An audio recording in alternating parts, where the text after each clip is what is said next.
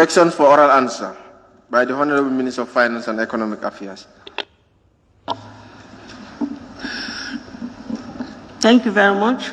Questions for which due notices were given to the Honorable Minister for Finance and Economic Affairs by honorable members for oral reply. Just a second. You have finance.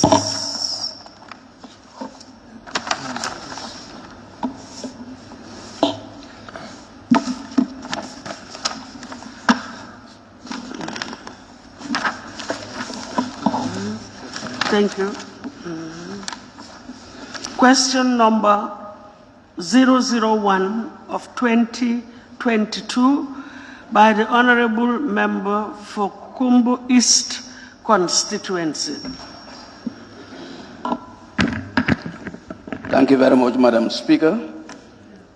Honorable Speaker, one of the objectives of the Monetary Policy Committee, MPC, of the Central Bank of the Gambia is to regulate price and exchange rate stability. In view of this, can the Honorable Minister of Finance and Economic Affairs explain to this August Assembly the reason or reasons for the price hike of essential commodities is always blamed on the Trade Ministry, and what is the MPC doing to address this situation? Thank you.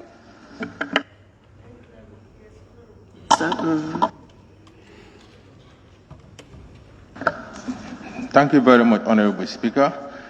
The Monetary Policy Committee is the top monetary policy decision-making of the Central Bank of the Gambia, with the primary objective of maintaining price and exchange rate stability. The price hike is not only a national issue, but a global phenomenon. The increase in the price of essential commodities over the last 2 years reflects the global trend we have seen across all countries due to COVID-19 pandemic, which causes supply chain challenges and increase in freight charges, which are inflationary. Domestic structural challenges such as congestion at the seaport, shortage during the peak of the pandemic, all further fuel inflation. Although the Central Bank of the Gambia is responsible for maintaining price stability, it is likely that the recent price hike is blamed on the Ministry of Trade because the promulgation on the price of essential commodities that was done during the pandemic was channeled through the ministry, and with the most commodity issues, price or supply in the country, the ministry works on behalf of the government to resolve them. This may be the reasons why people attribute price hikes to the ministry. On its part, the government is working on addressing some of the issues which have caused the price hike, which includes port expansion to reduce port congestion and charges. The government and the MPC, that's the Monetary Policy Committee, are monitoring national and global developments and their possible impact on domestic inflation. Thank you very much. Honorable, you have any supplementary questions? Yes. Yeah, we'll take note. Thank you very much, Honorable Minister, for that wonderful answers. The Ministry of Trade is the major respondent of the price hike in the country. Is the ministry part of this Monetary Policy Committee? If yes, why? Or if no, why? Thank you. Respond, but I was... No, they are not part of the Monetary Policy Committee, but they do have a venue to have their input. We are members, and that is the...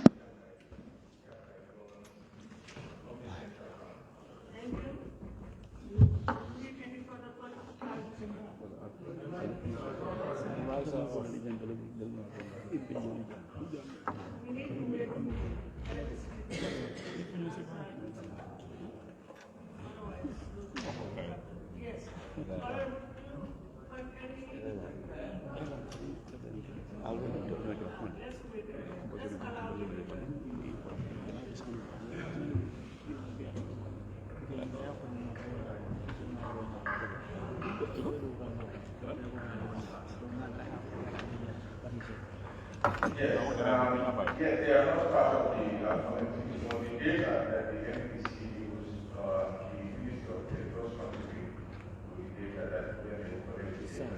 They are not part of the committee. The Ministry of Finance is part of the committee. And just remember that we also have the private sector committee. As far as I know, they are not, because that's part of the structure that has been there for a long time. And no, they are not. Yes, thank you. Your last supplementary? Yes, I just want to know why I cannot answer that question unless I go back to the governor at the design of the Monetary Policy Committee, why they were not. I cannot answer. I can get back to you on that. Yes, I think the honorable minister is getting back to that, and I'm sure it's being provided so that everybody will know. Thank you. There's one sound. Thank you very much, Madam Speaker. Thank you, Honorable Minister. You mentioned that we might have the global trend. But globally, it is controlled and managed effectively by effective and efficient government. What is government doing in terms of establishing the price control to make sure that this is effectively managed? Thank you. Yes, And just remember that the issue of price control is against the current government policies. We have had price control in the past, and now the decision to revisit that is two things. You either have the scarcity or the element of price control. What is happening is the market determined supply and demand. So right now, government has not intention of Gambia, we are pricing. We are not increasing on offering any of these essential commodities. It is unfortunate as it is, but government is doing all they can do through certain policies. Example, rice, where we will remove the duty, and everything from up to now is involved. So it's a balancing, it's very difficult to put that together. If we go through price control, then most likely the experience in one is that a scarcity or in if not, we are really right now what we are doing, we are really revisiting the whole constitution to see what we can do to ensure that not only stability, but price stability. We are working on that because we believe that every the experience we have in the past will not come back to us, and definitely we also improve the private sector position of influence and means of making sure that when we come back to second regulation, it doesn't necessarily have to be price control. There are other avenues that we believe that we can do without really going back to the price control. thank you very much. Honorable Member for Bakau. Yes.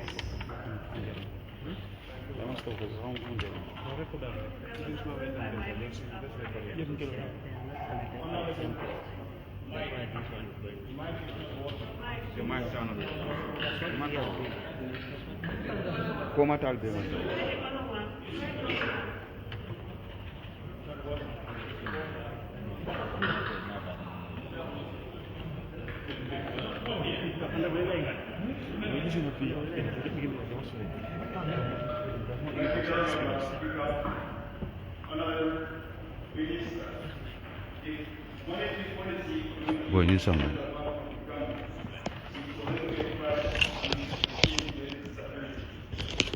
Asabar.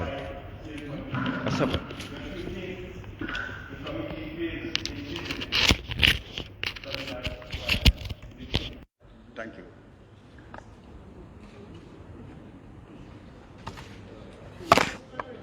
Let's try to ask direct questions, especially when it concerns supplementary or clarification as opposed to opinions. Yeah. The Honorable Minister, maybe you can help assist to just clarify. No, government is.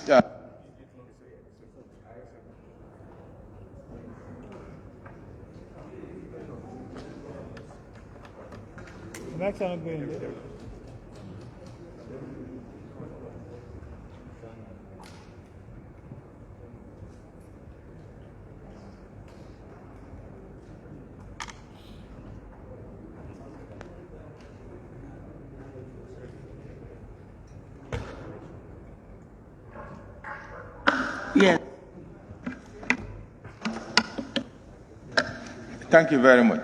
No, I respectfully disagree with the statement that government, we did not fail. What I said was not for the MPC, they don't regulate the prices. That tantamounts to price control. I said the main primary objective is maintaining price and exchange rate stability. I think everybody is aware that at least Central Bank has been doing a good job in terms of inflation, exchange rate controls, but market determined. Our main objective here is to make sure the goods are available. And I think even during the time of the pandemic, government did ensure that not only it was available, but during the crisis we used certain regulation and legal instruments to be able to have the cap on prices. And that was crisis. But beyond crisis, it is unsustainable and it doesn't make any policy in terms of sustainability for us to go. It will again go back to the issue of the price control. The goods are available. Yes, you can say it can be costly, but the intention of government is to make sure that the main essential goods we are self-sufficient. The Ministry of Agriculture is working very hard to make sure rice production, we will be able to meet our demand in the near future, including potatoes, onions, all of these essential goods. It's unfortunate that we are price takers, we don't produce it, so we cannot determine the price. I have said here that the transportation costs, freight charges, all of these things, including the port congestions. But we are not just watching. We're doing whatever it takes and necessary to make sure we have the price stability and the availability of goods. Thank you. Thank you. Let's also remember that we have time limit for both questions and answers. Thank you. Officer Alu. Thank you very much, Honorable Speaker, and thank you, Honorable Minister. I need a clarification because the answer the Minister gave seems to be pointing to the Minister of Trade in terms of the price hike. But your ministry is also responsible for economic affairs. That is the general economic welfare of the nation. And the interest rates, which really is going to go back to the fiscal, the monetary policies and the fiscal policies from the central bank, all points towards your ministry. So wouldn't you think you actually have a direct impact or a direct responsibility as far as price hikes are concerned? Because FX rates has a direct impact on the prices of commodities that we import. Yeah. Honorable, my answer has no way, in any way, means that we are directing. The problems that we are faced is a government as a whole, not the Ministry of Trade. What we are saying is that, example, when the pandemic occurred and the Ministry of Trade is the main conduit dealing with the private sector, it was the Ministry of Trade that hosted all the committees to make sure not only the availability of prices, but to ensure, including the Justice Ministry, to ensure they were just a conduit, but the responsibility and whatever it is the whole government, including the Ministry of Finance. So it takes all of us to solve the problem. When people blame the Ministry of Trade, we don't think it is fair. It's as a whole government, both the Ministry of Trade, Ministry of Justice, Ministry of Finance in particular, that we are all responsible. It's not only the Ministry of Trade. Thank you, Honorable Member for Serekunda. Thank you very much, Honorable Speaker. Honorable Speaker, wouldn't the Minister accept that the issue of price and exchange rate stability is linked to the issue of production and export of goods to earn foreign exchange and producing what we consume so as to reduce importation of them? So wouldn't the role of the Monetary Committee be stretched beyond just simply reporting on the state of play of the economy and move towards what the central bank was supposed to do? Thank you very much. Yes, we have a responsibility and a good news is that in this central bank going beyond that they have associated with development, and it is geared towards these issues that we're talking about. We know that the import of some of the things we have attested, but we have always been using the private sector. But currently, the Central Bank Commission, in addition to what they are doing, now included, and they are going to, I am sure in the near future, you will see a difference in the way they do the monetary business. Thank you. Last supplementary question by 𝗓𝗂𝗏. Thank you very much, Honorable Speaker, Honorable Minister. In your response, Honorable Minister, you consider the price hike of essential commodities to be global economy, and then you mentioned that the government is doing every effort to address the situation. In that is about the port expansion. I tend to consider those plans and approaches as long-term, since by the prices of essential commodities are increasing. What short-term plan do you put in place to address that daily increment of prices? Thank you very much. Since you referred to the port, I will be very specific. We have realized that the structure that was in the port, like the container congestion, really affected the turnaround time, and that now the Port Authority have now encouraged the private sector. They are about to sign an agreement that there will be a dry port facility where all the containers now, as they arrive and offloaded, will now be transferred to the dry port facilities. That would create the space for the containers that are coming. We believe that the statistics that has been recently provided by the Gambia Port Authority is that there has been tremendous increase in terms of the movement of the goods, because they work 24/7, and that I can still provide that statistics 6 months ago and what is happening now. So the immediate move that they have done is to create this dry port, where as the containers are moving and other equipments in terms of loading time, this has also increased. That's the latest as recent as Friday. I was briefed, and that in terms of medium, long term, we do have concessionary financing to make sure very soon you will see in the papers that the advertisement is there for people, for companies to bid for the expansion of the Port Authority. Thank you. That brings us.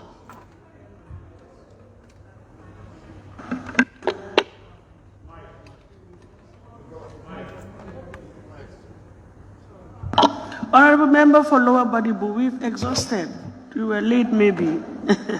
We already have 7 supplementary questions on that. 2 from Honorable Member and 5 from amongst other members, as stipulated under the standing orders. Now, question number 002 of 2022 by the Honorable Member for 𝗖𝗯𝗶 constituency. Okay, thank you very much, Madam Speaker.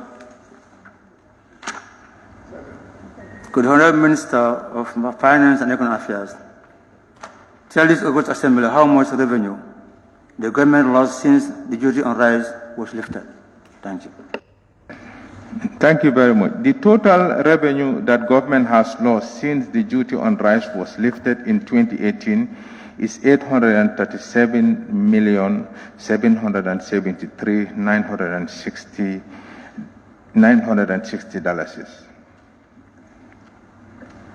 Honorable members, I don't want to deny anybody any right, but it was a direct question and a direct answer, so I don't think there is need for any, well, there is any ambiguity unless honorable members want to raise related. But one has to be very careful too. We're not opening the floodgates. It's very direct. Yes, all you do, is it? All you do? Thank you, Honorable Speaker.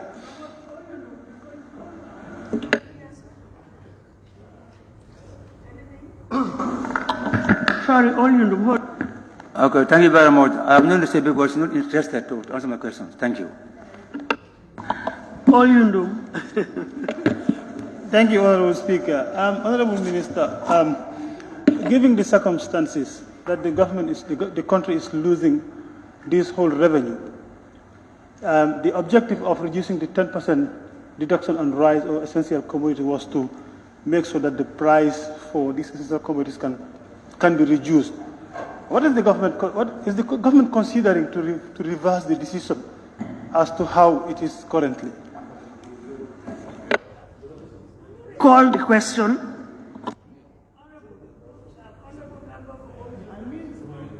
No, what I'm saying is,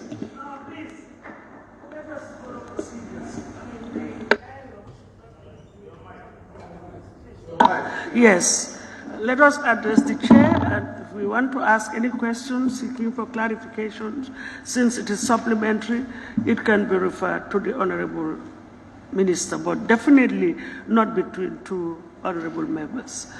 All I said initially was that it was a direct question and a direct answer was provided.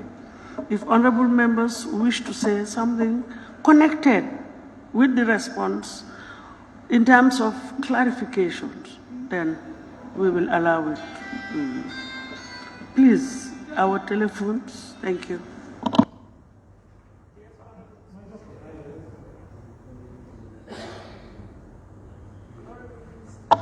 I'm withdrawing, Honorable Speaker.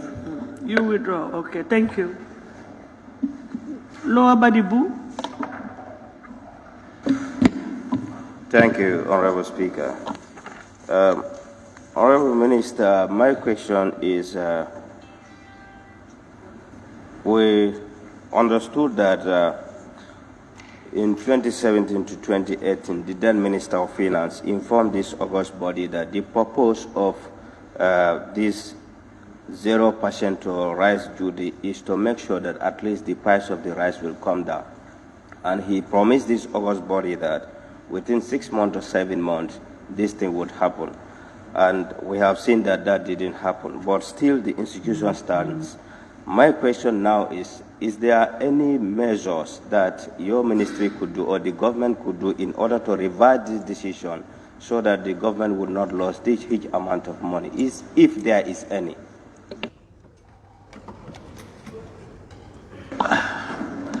As I said, I don't want to deny anybody his or her right to seek for clarification, but definitely new elements to be brought in, which could have been the subject of a new question, really. Let's try to, to avoid it. But Honorable Minister, if you can respond to his concern. Yes, I saw some tags. As at now, we have no plans to revise it. What we intend to do is to make sure we are self-sufficient in rice production. And that's the intention of the government, and the Ministry of Agriculture is working very hard. But as of today, we have no plans to revise it. We'll encourage the rice importers really to go down, because that was maybe an informal agreement. But it's unfortunate that they did not come down on it. But as of now, we do not have any plans to revise it. Thank you. Lower Fuladu. Thank you very much. My problem has been addressed by Honorable. He's just answered my question by saying that they have no plans of reversing, even though the price of rice is going up. Thank you.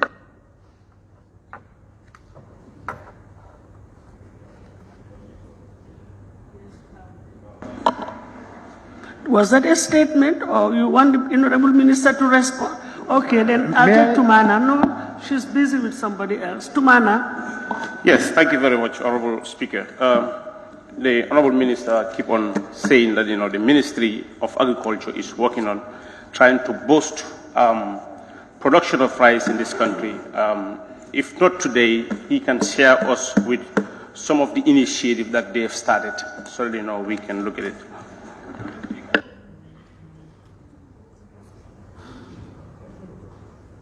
Yes, this is also included in the private sector, that it's both public and private sector that we are doing. But when I say that we have no plans, I mean up to the time I am here. As a government, tomorrow we can change our plans, but as at now, up to the time I am here, we have no plans to reverse the decision, just for clarification purpose. The decision for the tax.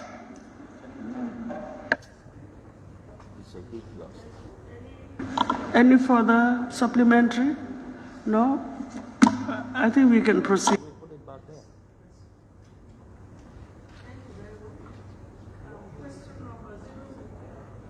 𝗂𝗏𝗓𝗏 of 2022 by the Honourable Member for 𝗂𝗏𝗁𝗂.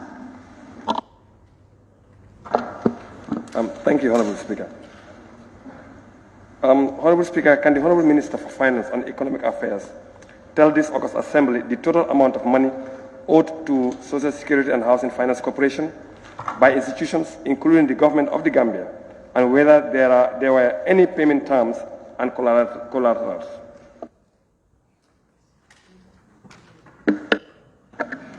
Thank you very much, Honorable. During the review of the state-owned enterprises and government institutions cross-areas verification exercise conducted by my ministry in 2019 established that the total amount owed to Social Security is $1,839,888,000.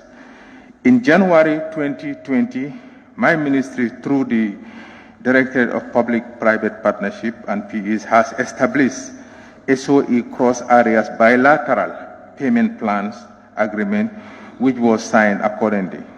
The details is amount owed by SOEs is $1,418,311,000.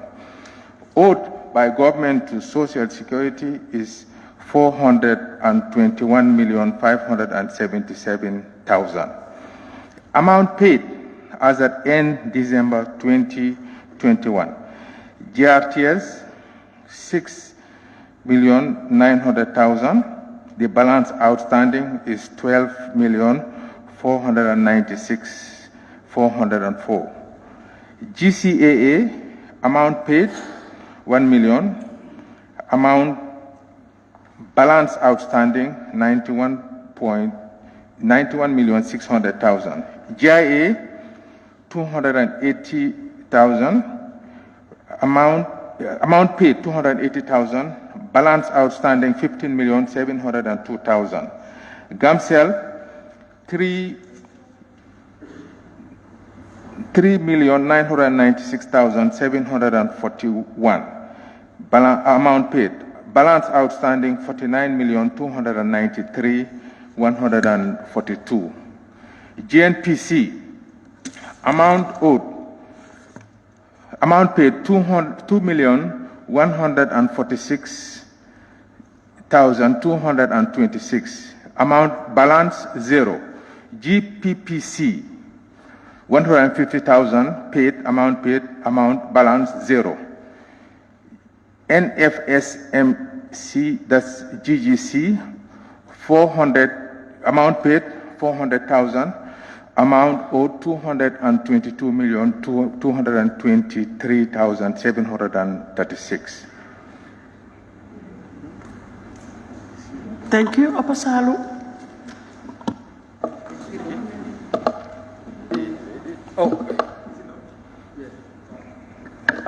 Thank you very much, Honourable Speaker. Now, would the Honourable Minister be willing to tell us whether all these SOEs that actually currently owes have fulfilled their obligations in terms of the term limits? Then they were supposed to declare these loans to Social Security. Not really, because in addition to, just remember that we do receive their quarterly cash flows, the financial statements. And yes, they have been signed, and some of them have defaulted, but there is always a pressure from the Ministry of Finance to make sure that they are paying, no matter how minimal the amount is. So it's about willing and able. All of them have shown signs that they are willing, But if their cash flow cannot accommodate that, that's where the problem is. But we continue to encourage them to make sure that they honor the agreement. We do have opportunities that when we go to their board during their budget, we always insist that an amount is allocated for payment back for Social Security payment. Sometimes you can have a projection, a forecast, and at the end of the day, if the revenue and the resources are not there, it is very difficult, especially in the wake of the uncertainty, pandemic, and all of those. But we are very, very, very serious with the payment plan that you have to justify why you have not been honoring the payment plan. Osalu. Thank you. Can the Honourable Minister confirm whether there are any interest rates attached to these loans that are owed to Social Security, and or if they default in payment, would there be any charges that will be levied on them for their defaulting? I have to look at the agreements again. I know we did not encourage them to have any interest charges on that, but there are penalties, I believe. But allow me to check on the agreement, and I will provide the information. Possibly, if I get out of here earlier, I can provide it by the close of business today. Ilyasa. Okay, thank you very much for giving me the floor, Madam Speaker. My question is, when the GRTS and the GRA, when are they going to settle their balance? The GRTS and GRA, when are they going to settle their balance?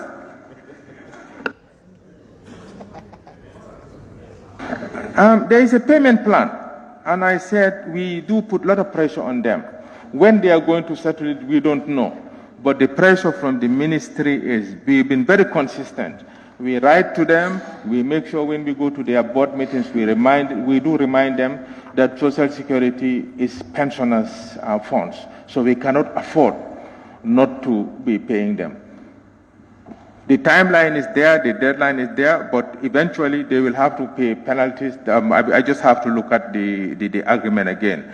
But it is something that we take seriously, and we make sure whatever it takes for them to pay, that they will pay. You've seen the pressure that we put on GNPC, GPPC, they have all honored.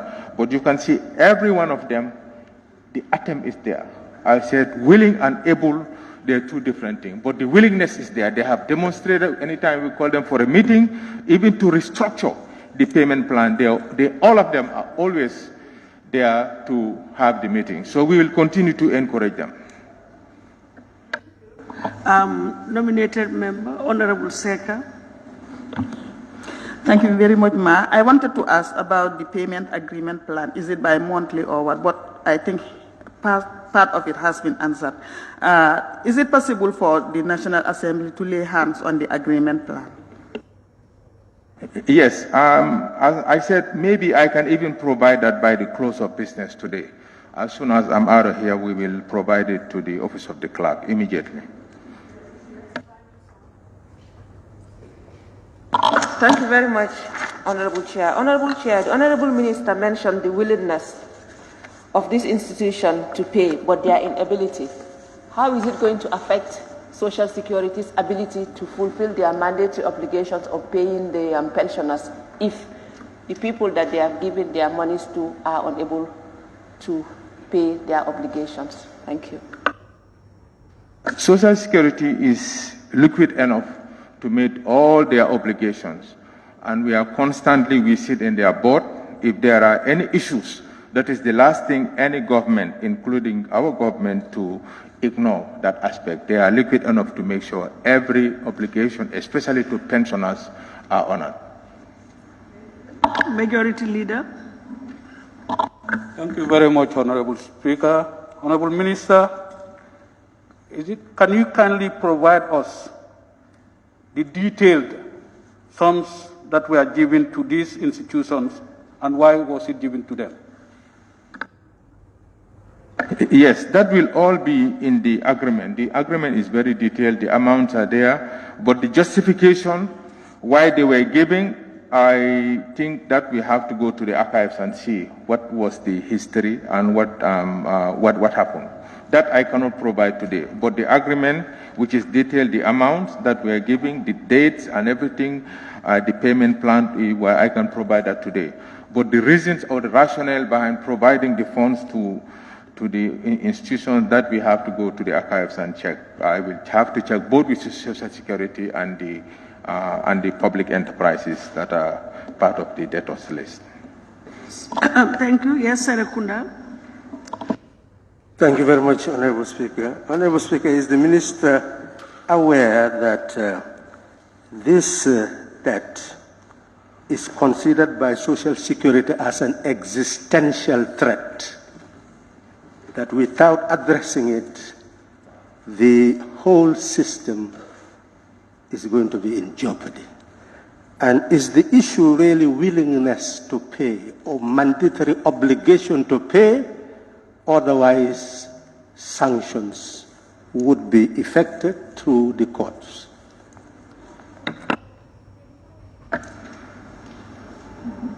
Thank you. I think here we will have to work with the National Assembly.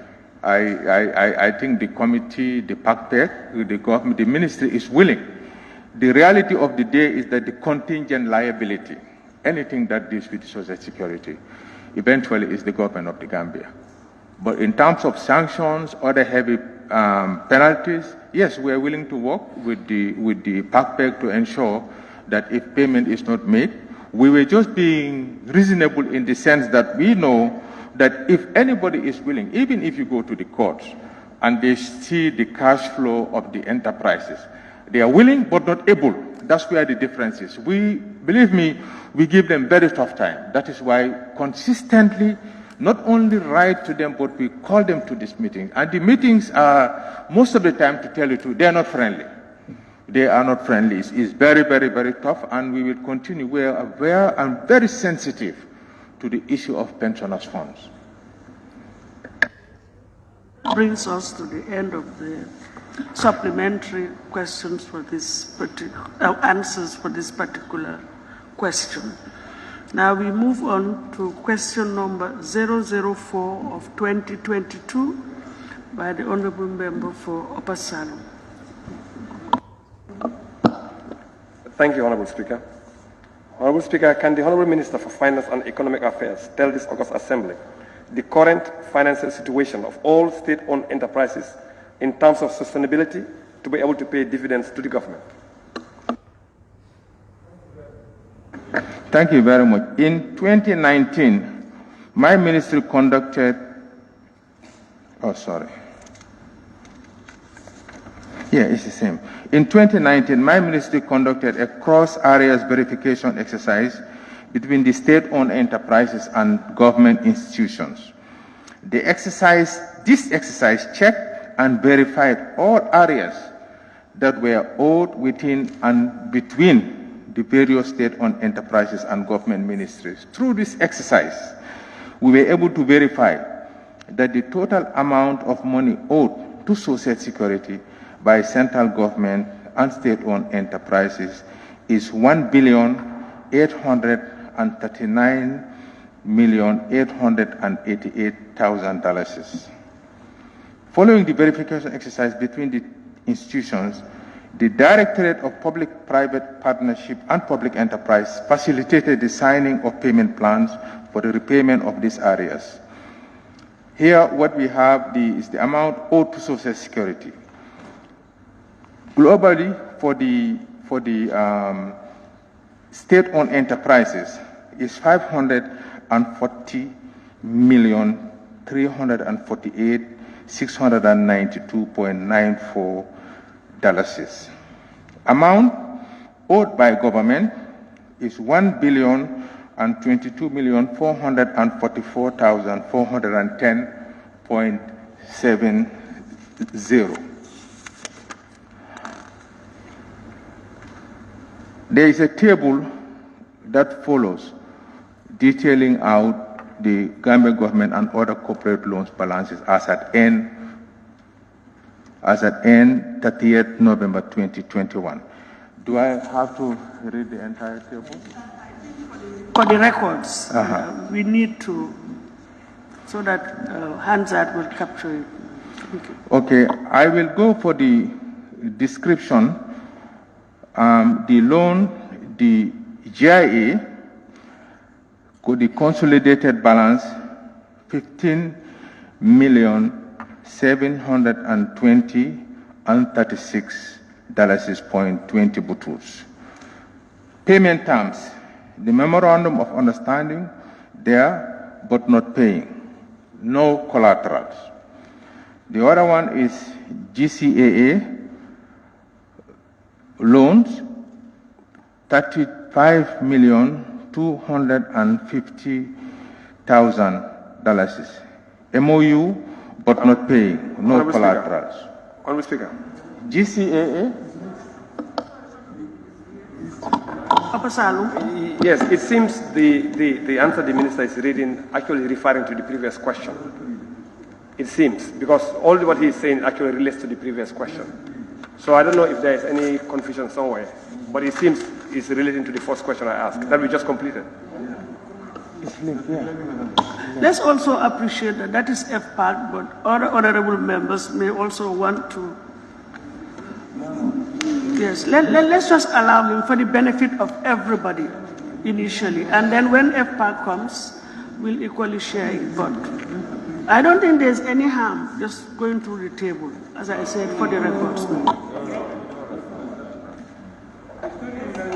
What the honourable member is saying, the question raised is not being answered. He's referring to the previous question. So that's his point of order. The question the minister is reading does not relate to his question number 3. That's what he's saying. Yeah.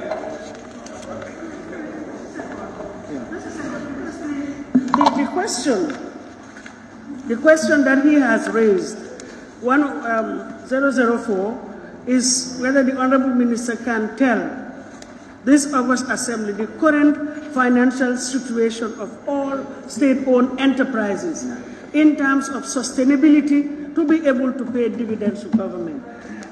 For me, it's reading the table, telling us the financial situation of all state institutions. And probably at the end of that, he will tell us now whether, based on that, they will be able to pay, or how they will be able to pay dividend to government.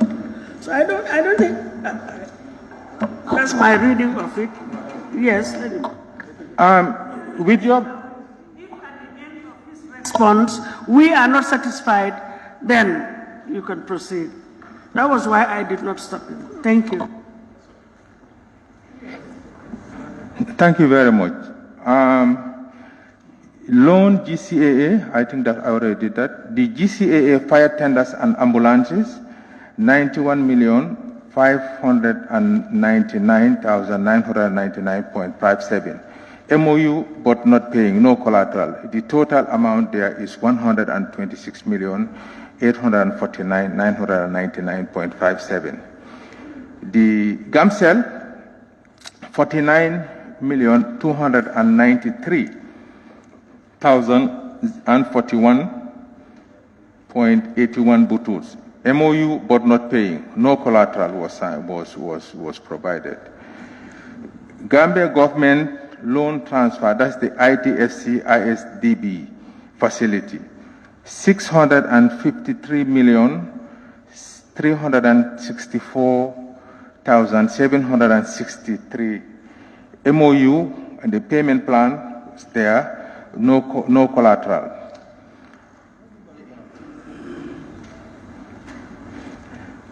When I mean no collateral is that there was nothing like from the enterprise to guarantee to secure the loan. Implicitly, or as I always say, the contingent liability at the end of the day is on the government of the Gambia. That's why we encourage them. Number one, it will reveal the amount that is totally after audit, that they have accepted. So the NPF loan to Gambia government, 152,610,699.75. no contract, no MOU, no collateral. Loan again, that's the police barracks, $2.8 million, no contract, no collateral. Gambia government, John Deere, these are the tractors, $557 million and 91,844.79.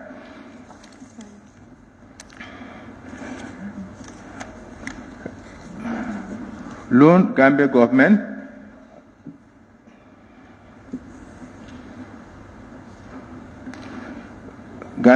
that's the OP, Gambia government, 156,573,103.16.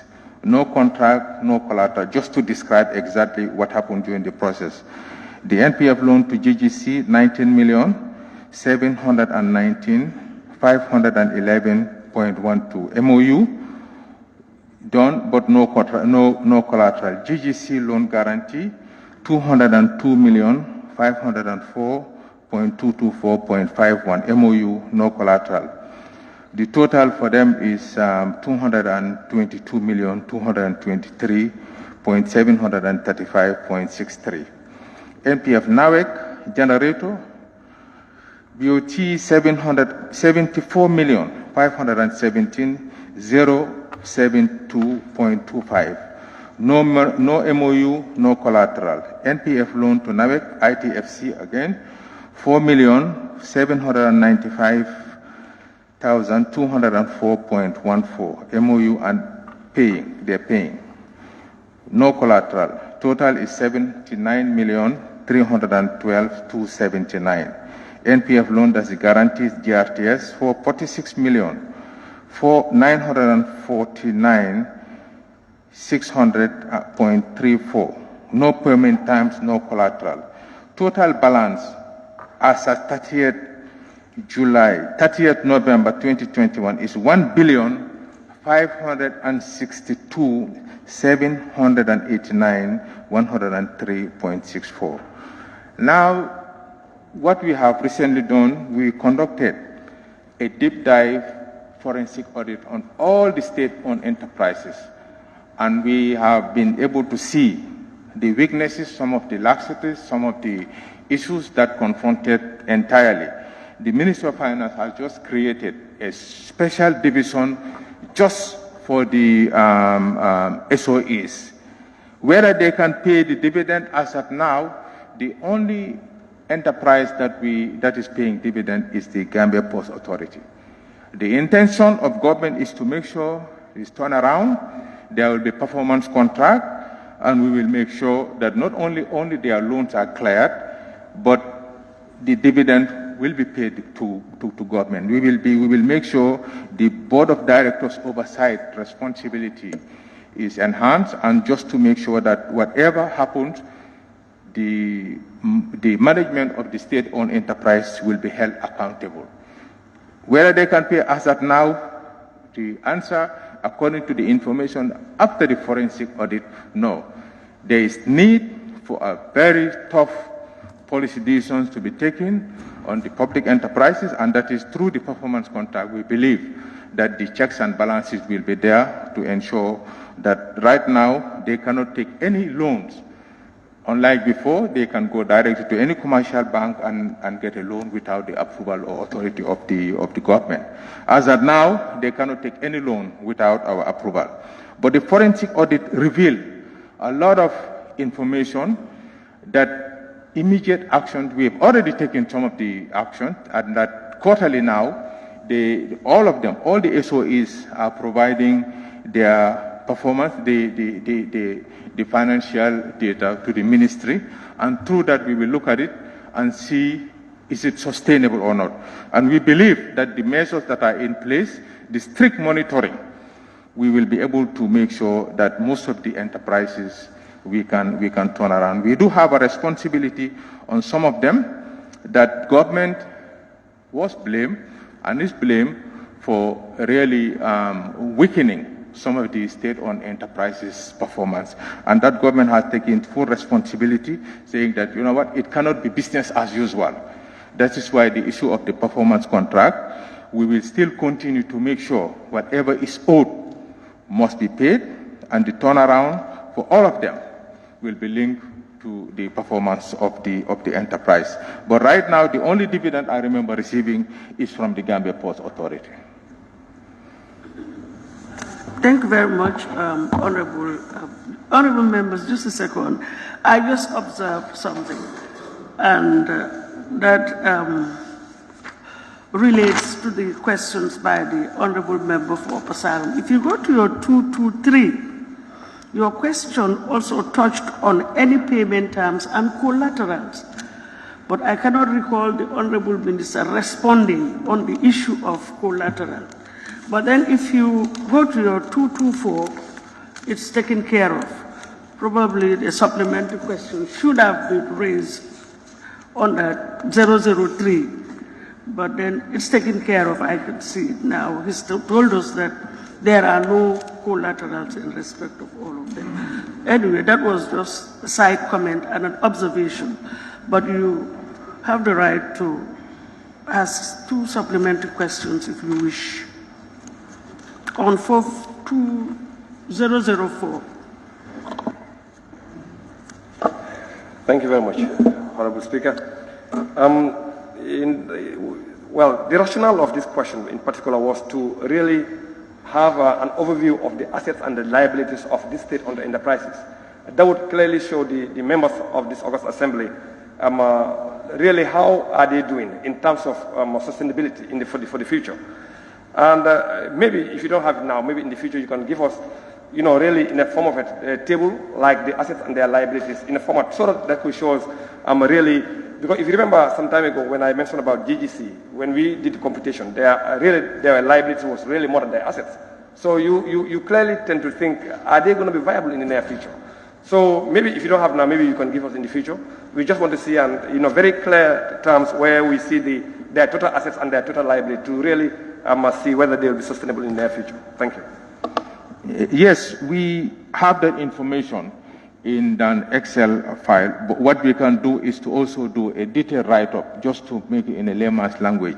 Yes, it's true that we have it, their liabilities and all the information. We will provide it. That we have the data. We can provide it ASAP. You're done? Okay. Honorable Deputy Speaker then. Yes, Deputy Speaker. Thank you very much, Honorable Speaker. Honorable Speaker, question number 004, posed by the Honorable Member, the tail end of it talked about the dividend paid to the government. Supposing the SOEs that are not paying dividend to the government, was there any penalty? Okay. No, we do not have any penalty. We hope that with the performance contract, the penalties will be there. There is no, as at now, there is no penalty for failure to pay dividends. But we are hoping that with the performance contract, there will be penalty if you don't pay the dividends. Thank you, Honorable Member for Tumana. Sorry. Yes, thank you very much, Honorable Speaker. Yes, I will follow the same trend. The question asked in terms of paying dividends to the government. We have a lot of SOEs in the country. Do you have any plan to privatize any of the SOEs? If yes, can you give us the names? As of now, no. What we are encouraging for the time being is public-private partnership. We avoid, some of the enterprises, you can say that they are natural monopolies or there is a national security issue. That as of now, we are encouraging more of public-private partnership, but there is no plan to privatize any of them. No plans. Fonyi Bintang Karanlai. Thank you very much. Honorable Minister, I think the dividend payment you're talking about, you said only Gambia Ports Authority paid dividends. And I can understand that when paying dividend is already board and the ministry negotiate. Do you plan or don't you plan to have a dividend policy that will facilitate all this before the ministry and the board be sitting and negotiate about the dividend payment? If there is any plan to have a policy, and that also will address the issue of penalty the Deputy Speaker is talking about. Do you plan to have that? Yes, Honorable, we do intend, and we are almost at the final stage. But the dividend, you have to, the board is not like mechanical, it's analytical in the sense that you will have to look at the performance of the enterprises. It is after they pay all their taxes and everything, that's where the percentage of that will now be paid to the shareholders as dividend. We are about to finalize that just to make sure that you are right. The policy should be very clear, very strict, that this percentage after paying all the taxes and obligations, this is the percentage or a flat rate that you pay. But most likely we will go for the percentage because the flat rate can be we might encounter some problems with that. But definitely there is something we are at the final stages, and that the board and the ministry cannot just unilaterally do that. No, it depends on the performance, annual performance of the enterprise, and after everything, payment of taxes, corporate tax, everything, then the dividend will come. And as a shareholder, actually, we do negotiate in the sense that the shareholders most of the time have the authority to tell them that you have to pay me 80% of the balance. But we are avoiding that just to make sure at least we can leave them with some kind of a floating, have some liquidity to be able to continue and finance some of their projects. Thank you very much. Honorable Member for Woolly, Woolly East. Yes, thank you. Thank you very much, Honorable Speaker. Honorable Speaker, I'm just wondering, in the performance contract, whether all the SOEs are meant to pay dividend. Because my understanding is there are some SOEs, enterprises, that are so crucial to service, certain services, like NAVEC. Well, wouldn't you not consider waiving dividend for some of a company like NAVEC so that they'll be able to do their job and give service as normal? That I cannot individually decide.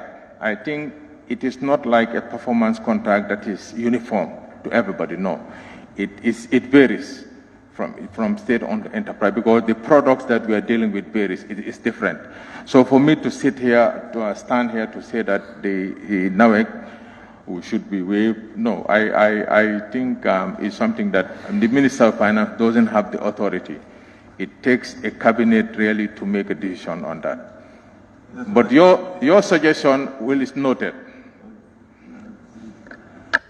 Lower Badibu, are you ready? Lower Badibu. Chair, I raised my tag after a Deputy Speaker.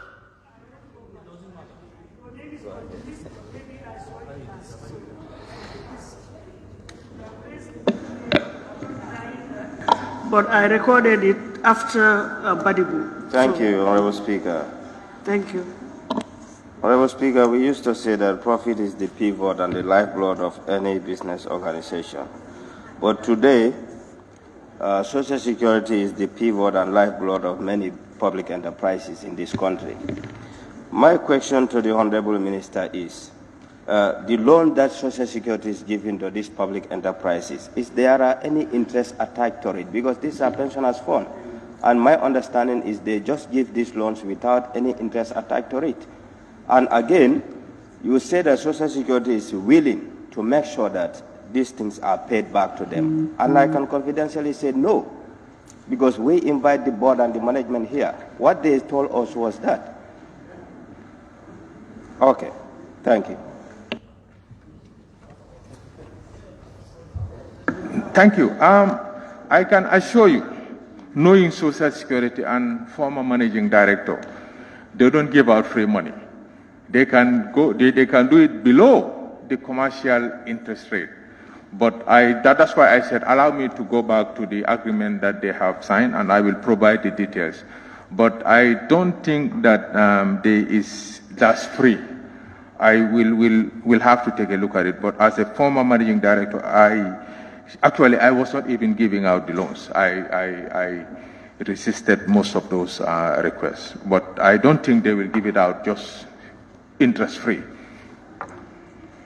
Banjul South.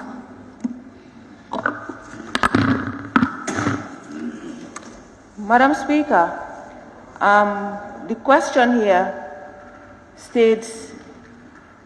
wants to address the sustainability to be able to pay dividends to the government.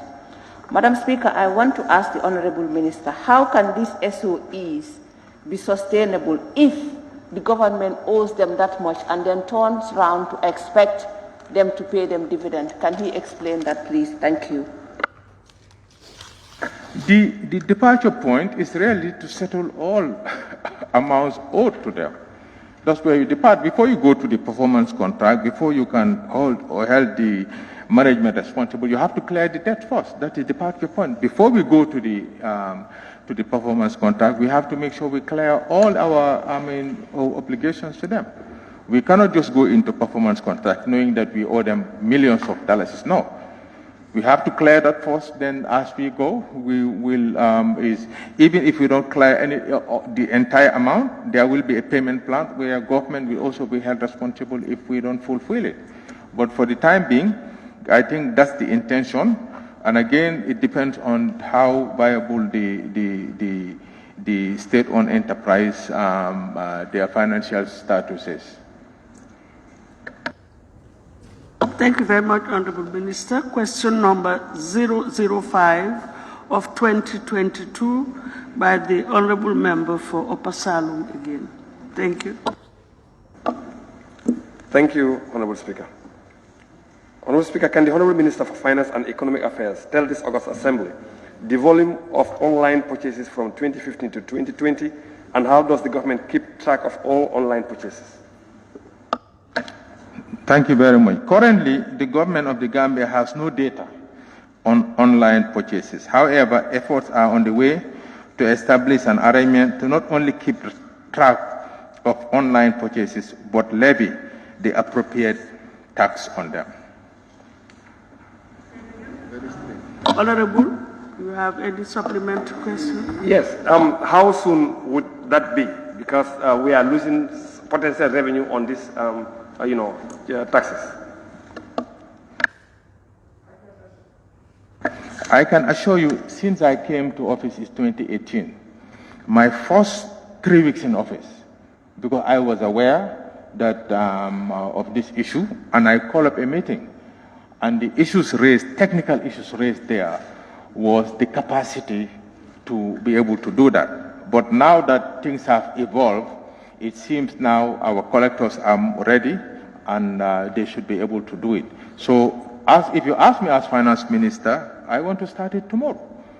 But technically, we also have to be very realistic with the capacity, the technology, is it available, and the willingness of those people who are out there selling the ticket. It will be also about compliance issue.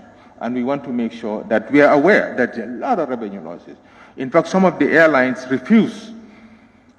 Some of the obstacles that they encounter in terms of operating an office here was that you have to compete with these online purchases, and it undermines their financial situation.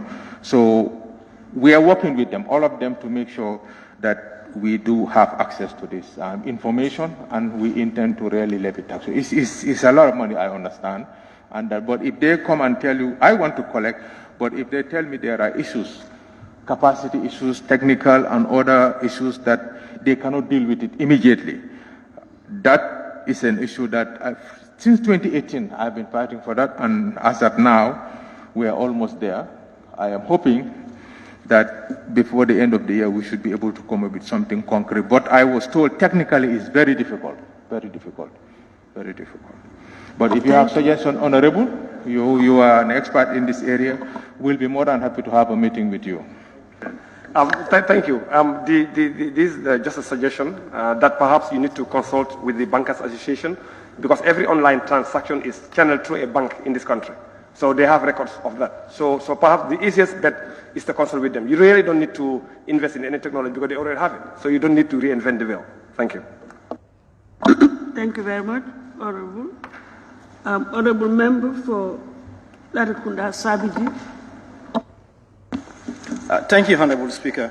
Honorable Minister, what I want to ask about is that do you have any policy or a legal framework surrounding this online policing that you're talking about?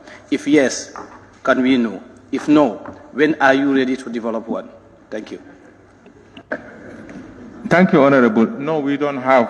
That's why we are in consultations with both the agencies and the airlines operating in the Gambia to make sure that we have one. But as of now, we don't.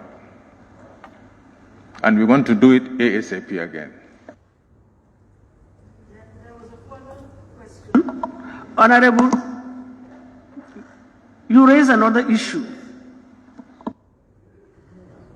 Yes. No, I'm not satisfied. I just have another question for him, please. Yes. Okay. You talked about you say you have started a consultation with some companies in order to come up with this policy or a framework. And also you said that you wanted to start it as soon as possible. But if you say as soon as possible, you didn't give us any definite time frame. Can we at least have a definite time frame for this policy, please? Order, Madam Speaker. I'm rising on a point of order. Order 43. Your point of order is overruled. Can we have one microphone? Yes, thank you. Yes, Madam Speaker. I think every member is entitled to one supplementary question. And he asked his first question, and it was responded to. Why should he be given another opportunity to ask another question? Yes, I think we're all very aware of that, but I thought that his question, when he rose the first time, he raised two issues. He raised two issues, and so almost every honorable member raises more than one issue. We tend to lump questions, so that was why I gave him the opportunity. Not that I gave him the opportunity twice. He's not taking anybody's, position, because we will have 7, and we will stick to 7. So, yes, Honorable Minister. When I cannot determine that. Definitely, I think work is in progress. To give you a timeline, no, I cannot, to be honest. Thank you very much. Honorable Member for 𝗓𝗂𝗏𝗃𝗂𝗏𝗏. Honorable Speaker, since this issue is talking about purchases, wouldn't the Honorable Minister consider it prudent to include this in strategizing on the responsibilities of the GPPA in the act that they are intending to promulgate? Wouldn't it be a clear mandate for the GPPA to consider and for any act to consider? Good suggestion. We are willing to work with you before the actual procurement, the new act to be ratified. We are willing to talk to you on those lines. We can take additional supplementary. Yes, nominated Member Seka. Thank you.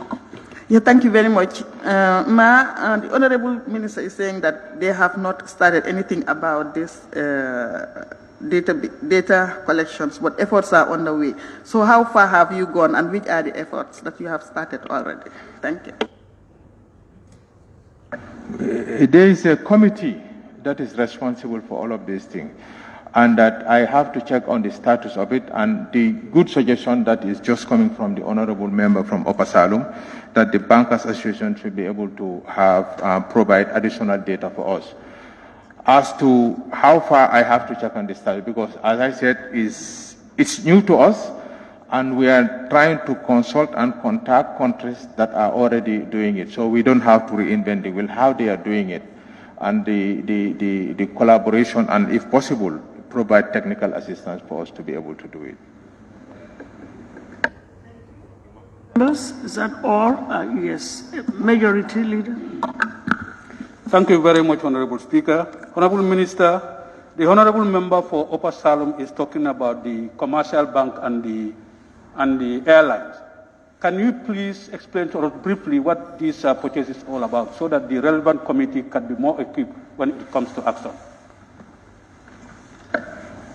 It's like online purchases. If you have your credit card, you can buy from anywhere in the world. You can buy from Dubai and all over. But there, since it is outside, you're not subjected to pay any local tax here. But once you are here, you will have to pay the sales tax. I hope you, that's the difference. So how can we capture all those online purchases, whether you buy it from Turkey, Dubai, or Russia? We should be able to have the data, because that transaction is happening without the Gambia. So all what we see is people will come in here and provide, I mean, you will just come. We don't, at the airport, at the entry point, we don't ask for the ticket and where you buy it. Maybe the new regulations will be subjected to that sort of information, that when the manifest is received, they will have to know where did they buy their tickets from. I think through technology, we should be able to identify. And then all the airlines and agencies globally will be informed that anybody selling tickets bound was the final destination to Gambia, you're subjected to pay these taxes. If you don't comply, then there will be penalty, maybe to return the passenger, or the penalty will be on the airline or the travel agent. So these are the things that we are now brainstorming. That transactions occur, that we don't have access to that information. But since we are going to be the final destination, we will now oblige to make sure that the information is transmitted, and before their arrival, we capture all the information and to ensure that the sales tax are paid. Can we move over to the next question then, if there are no other? Yes, Bajusau. Thank you, Madam Speaker. Honorable Speaker, I think I need more clarification. Is it online purchases or only purchases on air travel tickets? Because to my understanding, online purchases is like when you buy everything. But the Honorable Minister only implies here travel tickets. Can we be guided, please? Thank you. Thank you. Here we're talking about airline tickets. Yes, for the time being. Thank you. Observation, please. The next, sorry. Please. The question about air tickets alone is online purchases. Includes any article. That is why I'm saying, I'm being very transparent here. Yes, the online, but what we are dealing with as of now, it is we are addressing the air tickets. Then later, we should be able to address others. But for the time being, we're investing all our energy and efforts on the airline tickets. Then the other issue of the online purchases, those are things I said, it requires a lot of technical input and assistance from the Ministry of Information and Communication. But the intent is to cover everything. But as of now, you have to start somewhere. And now it is the airline ticket that we are concentrating. But eventually we have to cover everything online. Are we going to take everything at the same time? The capacity as of now is not there to do everything. But for the time being, we are dealing with airline tickets. And if the possibility arises and being advised by the technical ministry that we can do all in one, yes, we will do all in one. That's to our own interest. Thank you. Question number 006 of 2022 by the Honorable Member for Serekunda West.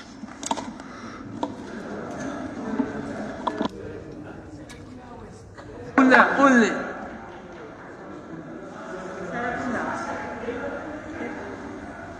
Serekunda West. Madam Speaker. Not Serekunda. But question number 006. Your microphone, Willie, please.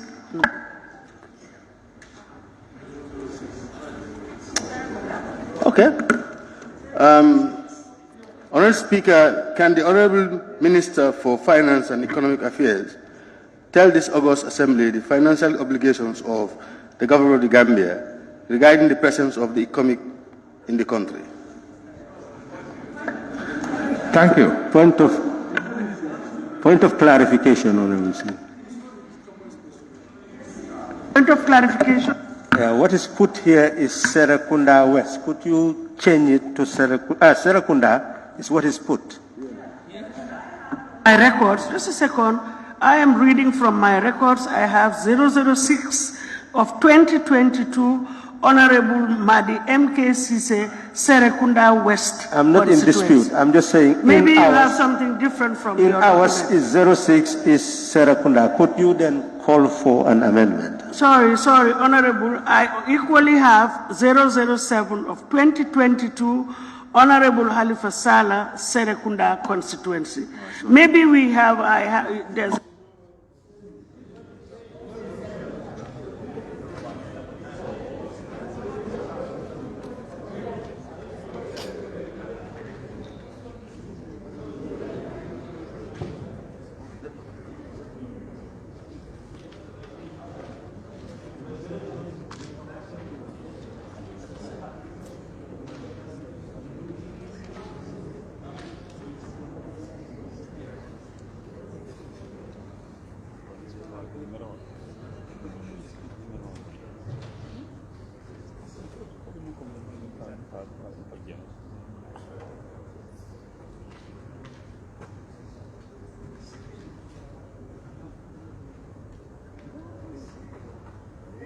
My attention ought to have been drawn to the fact that the document in the possession of honorable members is different, that there's a technical error there, but it was not brought to my attention. My document reads Serekunda West. So now it's being clarified that the documents that the honorable members have indicate Serekunda. So it's an error, but that notwithstanding, we're dealing with Serekunda West on 006. Thank you. Serekunda. Honorable Minister. Thank you. Honorable. There is no financial obligation by government of the presence of ECOMIC in the Gambia. The ECOMIC operational cost is fully 100% funded by ECOWAS.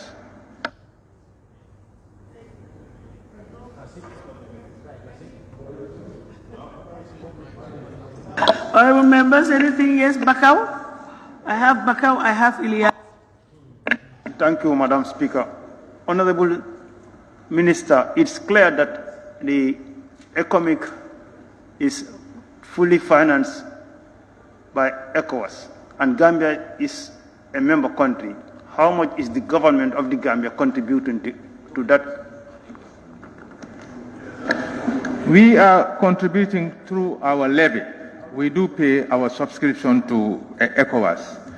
But in terms of what we are contributing to ECOMIC directly, no, zero. Ilyasa.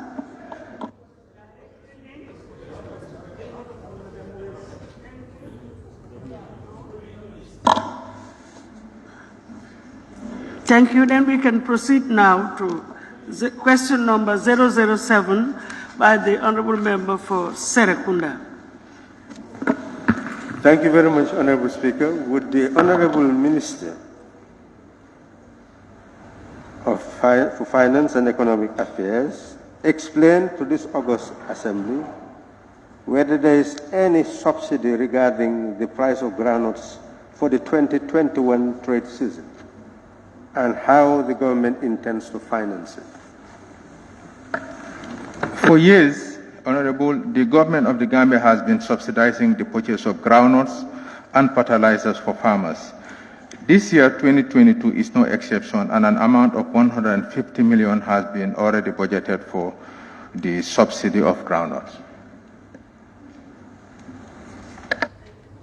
Do you have any supplementary for question 007? Yeah. Go ahead. Yes, Honorable Speaker, has this been incorporated in the 2022 budget? Yes, it has been.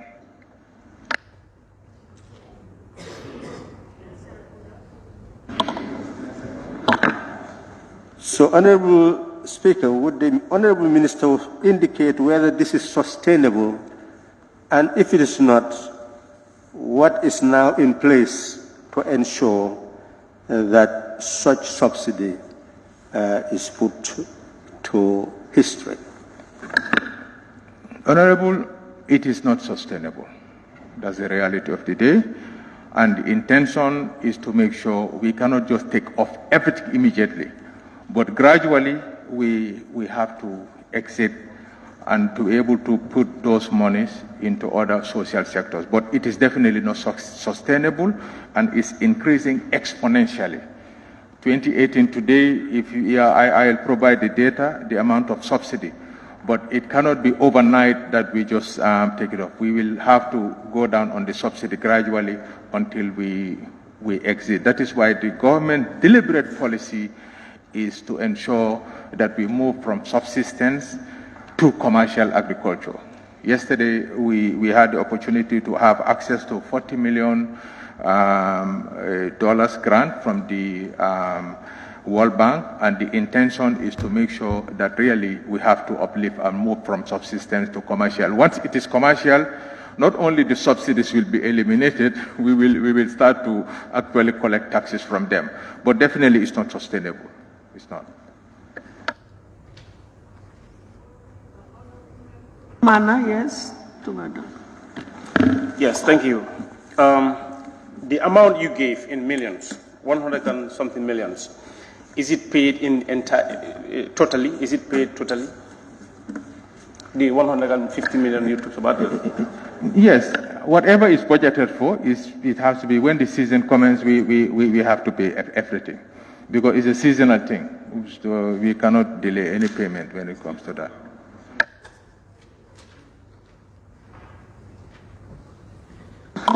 Thank you. Willie East. Yes. Thank you very much, Honorable Speaker. Honorable Speaker, I can understand government providing subsidy for farm inputs, fertilizer, etc. But I cannot understand why they put in subsidy for price of groundnut. Maybe the minister can help us explain what motivates providing subsidy for the price of groundnut. Is it that the price of groundnut that we are producing is not quality, world standard, whatever? Can you help us explain that? Historically, what we have been witnessing is that as we give the farmers the subsidy fertilizers after production across the border and the other nationals coming into the country, giving them a higher price, they will sell. And if you recall, I think sometime last year, our own GGC forecasted almost 30,000 tons or so, but we were only able to buy 7,000, despite the fact that the subsidy was given to the farmers. Not only that, they were selling both their groundnuts and their fertilizers across, because it's about pricing. So government always try to compete to make sure that we encourage them to sell their groundnuts locally. That is why I said it is not sustainable. If we have to do that and turn around for a state-owned enterprise like GGC, they have to compete, and we don't have to subsidize it. That's the whole thing. But hopefully, when we move from subsistence to commercial, the environment will be different. It's supply and demand.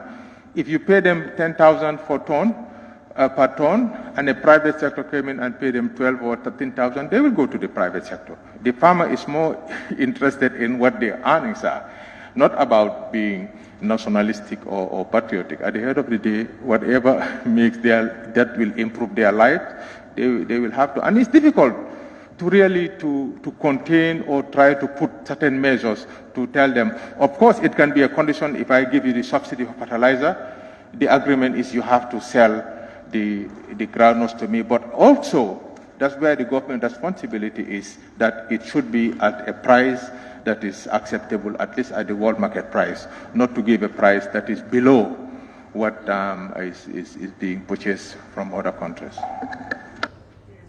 Thank you, 𝗂𝗶𝗁𝗨. The question has been answered. It's covered.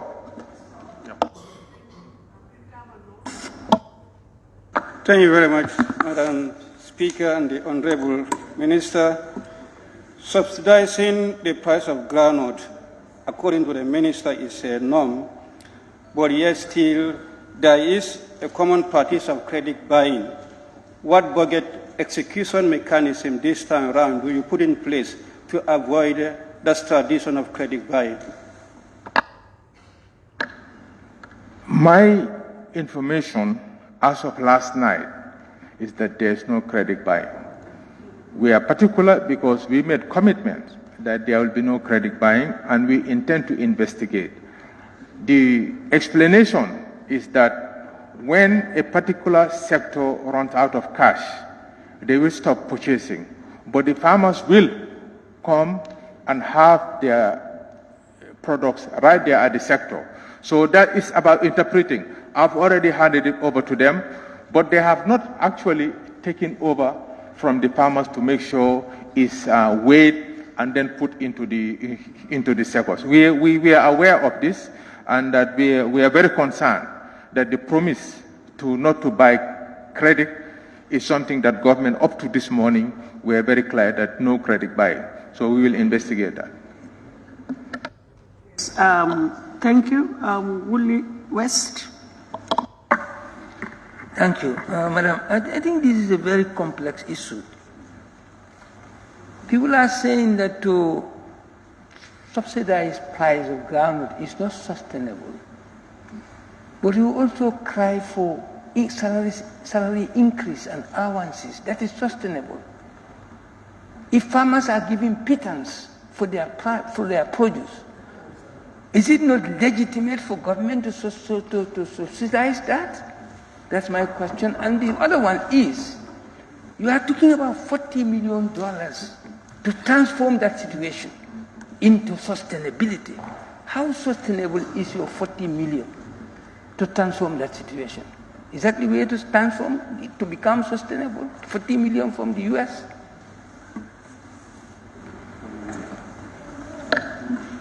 The 40 million is not from the US, it's from the World Bank. Yes, what we are saying, if you can see if the components from rice, poultry, cashew,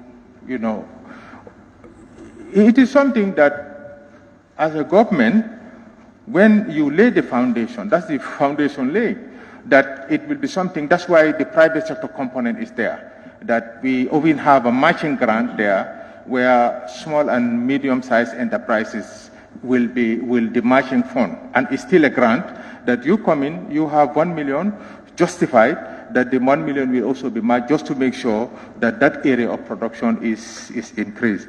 Is it sustainable? Yeah, I avoid linking the two, Honorable, from the farmer subsidy to the increase in government salary increase. You are right, it's very complex, very complicated. It is not a straightforward answer. We always, as a government, try to find equilibrium where you are trying to make sure you have social responsibilities to deliver certain basic essential services to the community. That is why up to today, we are still subsidizing. Just because it's not sustainable doesn't mean that we'll stop it right there. We're aware that if we upgrade them to a level that the farmer is now able to produce enough to feed his or her family for 1 year and have enough to be able to sell privately to the operators. Now, we have realized that technically, I was just informed by the Ministry of Agriculture that we need to invest in order to increase our production. We need to invest on land leveling. These are the things that government indirectly can come in. And I am told that when you do the land leveling, if you are producing 10,000 tons, with the land leveling, you can quadruple that. And that land leveling can take you for the next 5-10 years without going back. That is the issues that we are confronted with. Yes, it's complex, but as a government, we intend to continue. We are very sensitive to the most vulnerable people in our society, that's the farmers. We will continue to guide, work with them. Once their status are upgraded and uplifted, then they'll be on their own. That doesn't mean that we have to ignore them. No, they are very, very important. Last question is from Ilyasa. Thank you, Madam Speaker. I'm informing the Minister of Finance that I came yesterday. The governments are lying on Farfan and Ilyasa, they couldn't get their money. Just yesterday. Thank you. Are you saying still it's on credit buy? Yes, I came yesterday. They said they couldn't get their money, farmers. Both Ilyasa and Farfan. Thank you. That's why I said, as far as I know, up to last night, there is no credit buying. That's the information. But we are now going to investigate because we are concerned. The information reached us, and I personally make the calls, and that I was told, yes, some of the groundworks are right there, but if the cash is not there, this is exactly what the SECO managers are avoiding. If the cash did not reach them, and now the movement of cash is being, in terms of the security, I am sure everybody is aware that at some point in time, because the operations was going all throughout the night, at one SECO, some bandits came and tied the SECO managers and others and took away almost 300,000. So now, the security aspect is very, very important. But the SECO managers are aware you cannot take anybody's ground without having the money. So we will investigate. I got the information last night, and we intend to investigate, and we'll do something about that.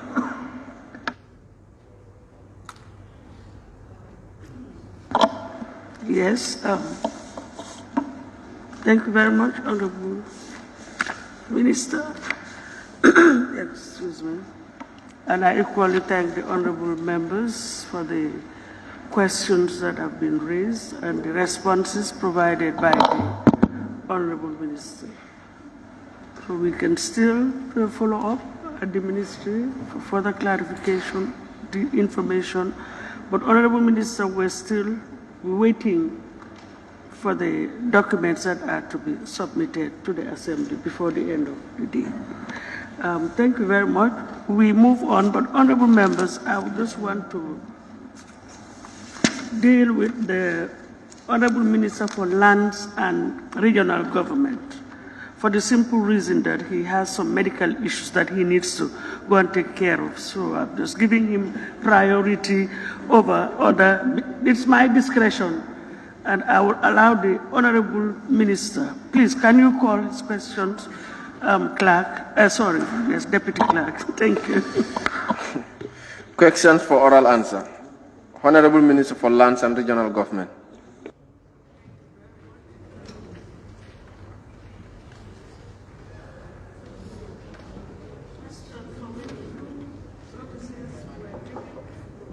Questions for which due notices were given to the Honorable Minister for Lands and Regional Government by honorable members for oral reply.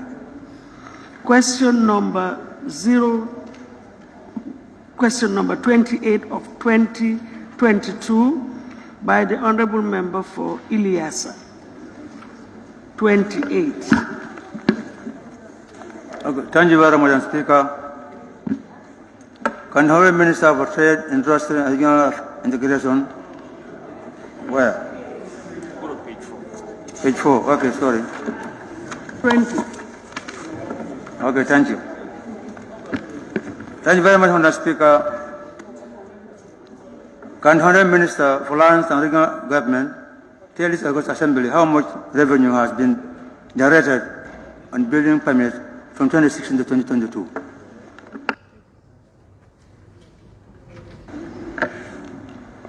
Thank you, Madam Speaker. With your permission, this question was asked on the first ordinary session of the National Assembly of 2021, that is 15th of March 15th to 9th March, and I gave an answer which I want to maintain. That is, the ministry through the Department of Fiscal Planning and Housing is compiling the data required, as most of this is found already in closed files. The final compiled data will be provided through the office of the clerk as soon as is possible. In addition to that, Madam Speaker, this is an issue that two ministries share. Minister of Finance is the recipient of the revenue.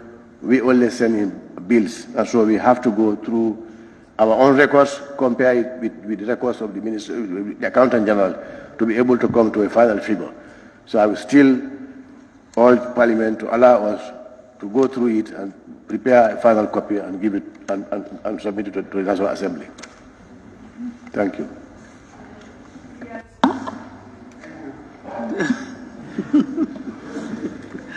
Yes, Serekunda West. Could the Minister of Local Governments and Lands and Office please tell us? You see, Eliasa, sorry. How soon is soon? Honorable, can you? You see, it's not very easy for even honorable members to handle the documents alone, let alone the chair dealing with questions from all honorable members, taking down the list, going through the questions. It's not very easy. So I think the office of the clerk next time should try to help. Let's get more assistance from here. At least they can help to take the list and also other issues that may come up. Because I cannot handle it all by myself, coupled with using my brain to think and also follow the questionings. Yes, Honorable Member for Serekunda West. Thank you, Honorable Please, Speaker. can you help me? I'm only wondering, the Minister said he's maintaining his position, which is almost a year, and he wants us to wait again for another 1 year? Is that what you are saying, Mr. Minister? I'm not saying that.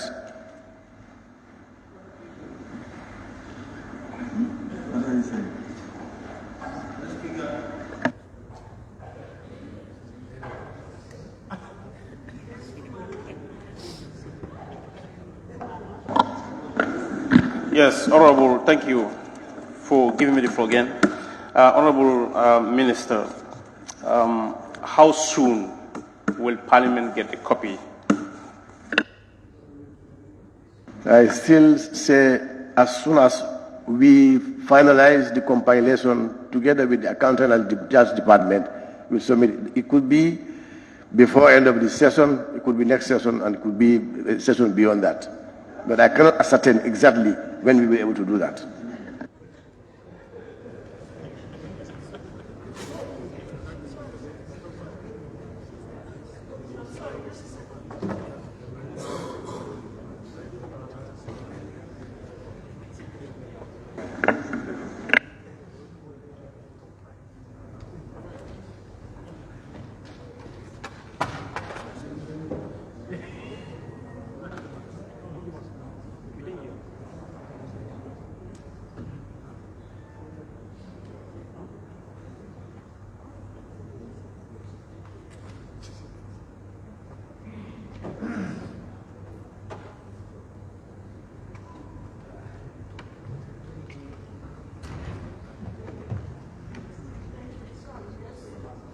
We can proceed.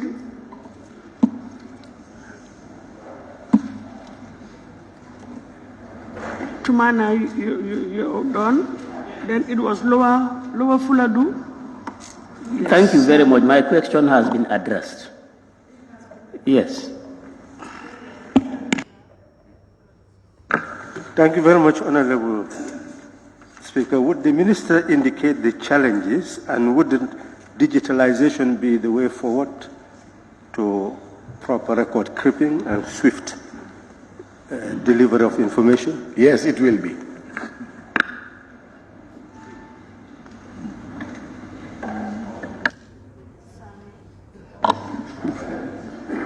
Thank you. I asked for the challenges. Honorable Speaker, I asked for the challenges. The challenges include... Said usually questions are not single. You see, there was another leg to it. Go ahead. The challenges include 2 institutions are dealing with this compilation, and most of the files are in the archives. The first question is from 1991 to date, so it's almost over 30 years. So it's not easy to be able to retrieve those information. We are holding only one part of it, that is the bills that we issue. Whether they have been paid or not, those are not within our reach.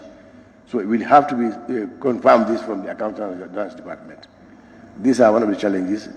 And also, like he said, digitalization is one of the challenges, and we are at an advanced stage to be able to go to migrate from manual to digital. That will be able to resolve the issues. Thank you, Honorable Member for Sami. Thank you very much, Honorable Speaker. Honorable Speaker, as the Minister has put it, this question was asked 1 year back, and it's the same question. Did he ever consult these 2 ministries? Whether he has ever consulted Ministry of Finance about this? I said it is between the Fiscal Planning Department and the Treasury, and they are working on it.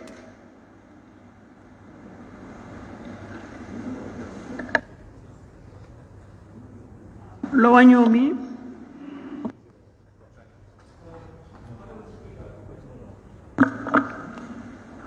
It looks as if the Honorable Minister is not ready to provide this as soon as possible, given that supervision monitoring is lacking. He is exonerating the workers. So we are seeing a loophole there. Honorable Minister, what can you do to speed up the demand by the Assembly?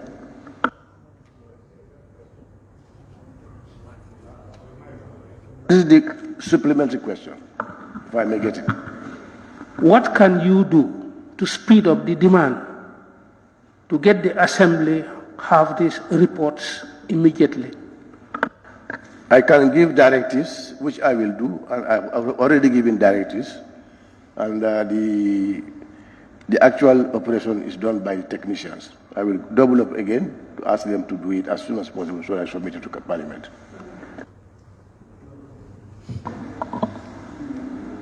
Answers are not satisfactory. Honorable Member for Lower Fuladu West. Did you raise your tag? No. Then Banjul South. Thank you very much, Madam Speaker. Madam Speaker, I go back to the question. It says 2016 to 2022, and the Honorable Minister said that the question was asked last year. How can we ask a question that includes 2022? It might be similar, but it is not the same. What I'm asking is for the Honorable Minister, since he is having a challenge giving us details from other sectors, can he just provide the invoices that he sent so that as an Assembly we can work on the expectations of how much to expect, and then we can follow up with the other ministries? Is that possible for the Honorable Minister to give us his part? Thank you.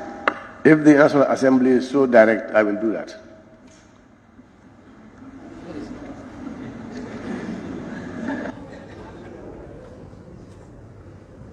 We can take one more supplementary question. This question is 2022. Back out, didn't I take? Yes, okay. Back out. Honorable Member for Back. Thank you very much, Madam Speaker. Honorable Minister, the response that you are giving is not convincing. As long as you have the records in office, I think you should tell us how soon to make your submission. What's your take on that? I'm not clear about the question that's been asked. I said, as long as the records are in office, how soon can you make your submission to the National Assembly? In my response, I said there are two sets of records. It's only one that is in our custody, and the other one is in the custody of another institution. We are able to go through our records, but we cannot go through the records of another institution. We are doing it in collaboration with another institution, that's the Treasury. Can you make communication to that institution? In fact, it was two. You asked two questions. Thank you very much. Thank you very much, honorable members. But honorable minister, I think this thing should be taken, this particular question should be taken seriously. It was asked in 2021, even though the honorable member for Banjul South did say that it's extended to 2022, but from 2016 to 2021, as last year, you had over 1 year, almost 1 year to respond. So we're just pleading that by your next appearance, honorable members would want a concrete response to this particular question. Thank you. Question number 29 of 2022, honorable member for Bakau. Thank you, Madam Speaker. Honorable Speaker, the cost of house rent is exorbitant, and there is minimal control. What is the Honorable Minister for Local Government and Land doing to curb this undesirable exploitation of the masses of our poor? Again, Madam Speaker, this question I was asked by 3 times in this National Assembly. One from the Banjul South, I remember one from the nominated member, Yasin, and if I remember from the very National Assembly member who is just asking the question. And I gave the answer that this is not our portfolio, but it's rather the judiciary. And I maintain the same answer. We cannot do anything about it because it's not under us. Take the records on that, but that notwithstanding, we will have to proceed with it. Yes, honorable member for Banjul South. Thank you very much, Honorable Speaker. Honorable Speaker, I think rents are exorbitantly high because of the unavailability of homes, obviously, because it is obviously by demand. But it is under the Honorable Minister's purview to control what is built and the permits that are given, working with the local councils. So I think the councils are under the Honorable Minister's purview. He can work with them and control, especially the number of stores that are being built to enable people to have enough homes. Thank you. Madam Speaker, I think stores is a new question. It was a question. I think it was even more of sort of a proposal. More of what? So I think the best thing is to take note of the concern raised by the honorable member. I cannot promise that. Best to address I don't think it's proper for me to take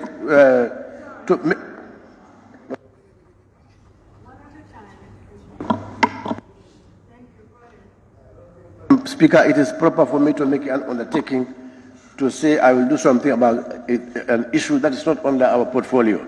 It is purely under the judiciary and it is not our portfolio, so I cannot do much about it. I quite sympathize with tenants, but it's something, unfortunately, it's not under us, it's rather the judiciary. Honourable member for 𝗡𝘁𝗶cie Honourable Speaker, mine is a matter of observation. For the name of the ministry is wrongly captured on the question being talked about, not Minister for Local Government, but Ministry for Lands and Regional Government, for record purposes.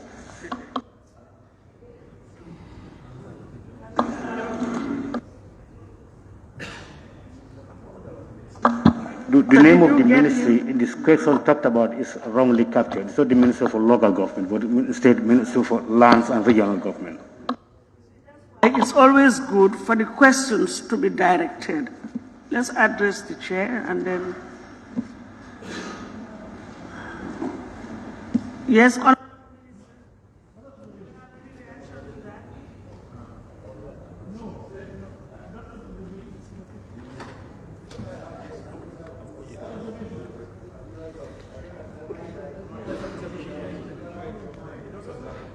Minister for Lands, Regional Government, and Religious Affairs. That's what. No, this for observation only. The second been talked about itself. Ministry for Local Government, not local government.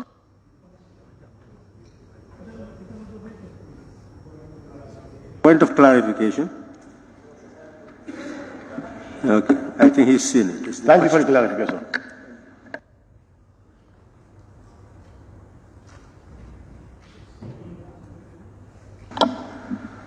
Any further clarifications the honourable members may wish the honourable minister to address? Yes. In fact, yeah, Woolly West, Serekunda West, but Woolly West, we'll take Woolly West. Sorry, Woolly East, not West. Honourable Speaker, thank you. My understanding is that the rent control is under the area councils, rent control.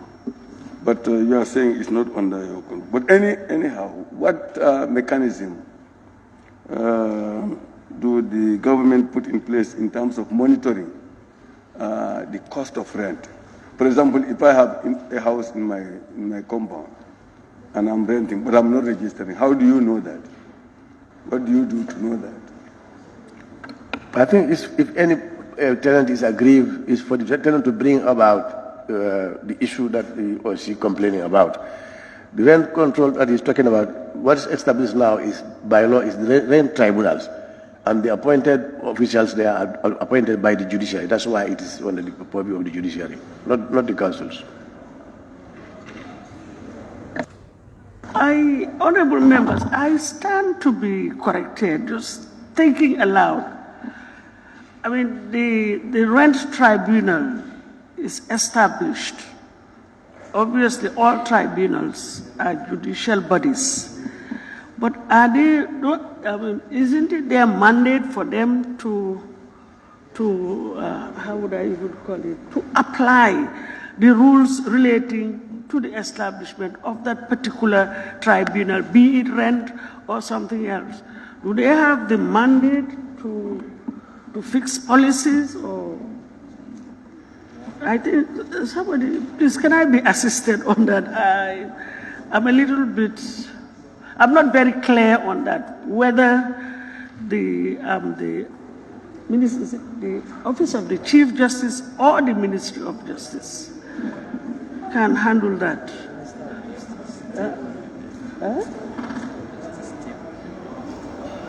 Yeah.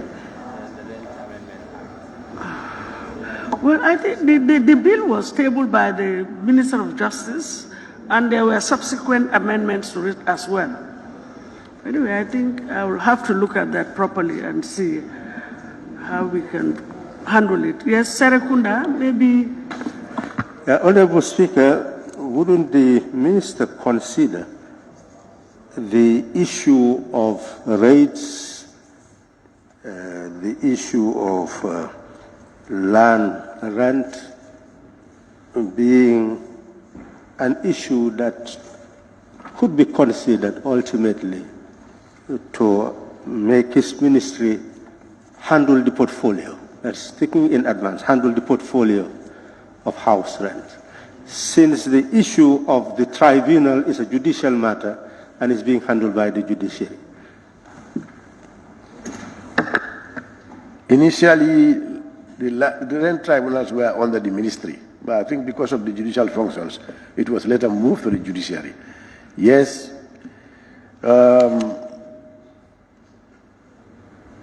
we will look at it and approach the relevant authorities with a view of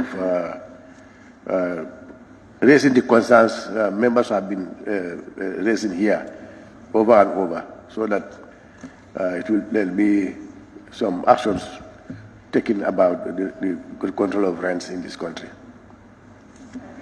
The approach, consulting. We are not mandated to make an undertaking. We will approach, since it's one government, will approach the relevant institutions and inform them of the concerns raised here in the National Assembly a few times.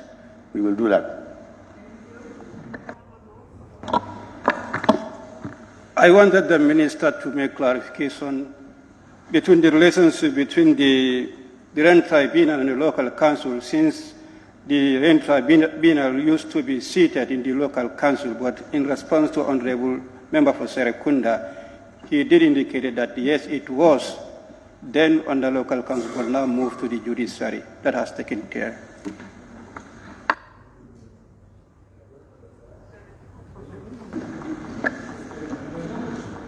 So the clarification, the response you have given to Serekunda had taken care of my concern.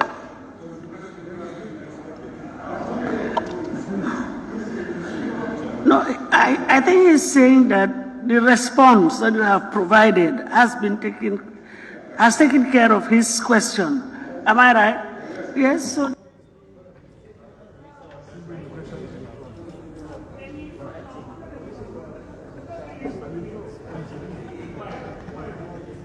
you are not yet released, so we still have any further questions, honorable members? Before we, yes, Ilyasa, before we release him. Thank you. My observation. Honorable Minister of Lands, please, whenever you are coming, just try to prepare and answer a question properly. Thank you very much. Honorable Minister, no, Honorable Minister, thank you very much. Honorable members, thank you very much. So you are released. Thank you. You can now go for your medical appointment.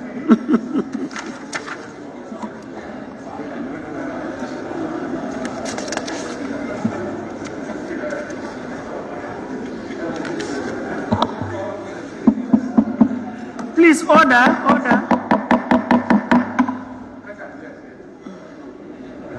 Sorry, Honorable Minister, please. Honorable members, question number 15. No, sorry, I had jumped. I know he's done with his question. We are proceeding with the next set of questions.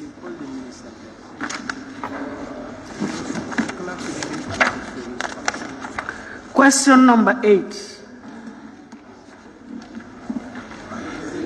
Well, I'll have to proceed in the absence of any technical advice or whatever. Question number 8 of 2022. No, you need to call. Can you call the Honorable Minister? Call his question. The next question. Let's proceed with the next set. Questions for oral answer. The Honorable Minister for Tourism and Culture.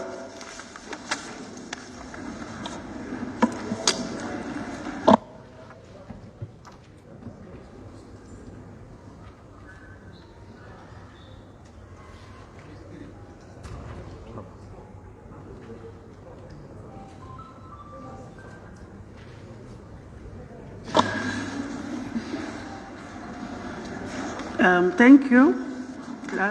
Questions for which due notices were given to the Honorable Minister for Tourism and Culture for oral reply. Question number 8 of 2022 by the Honorable Member for Bakau. Thank you very much, Madam Speaker. Honorable Speaker, the tourist season is in full gear in the midst of the third wave of COVID-19. Can the Honorable Minister for Tourism, Arts and Culture explain to this August Assembly the modalities in place to restore confidence in the minds of operators and ensure proper logistics for screening and treatment of isolated cases?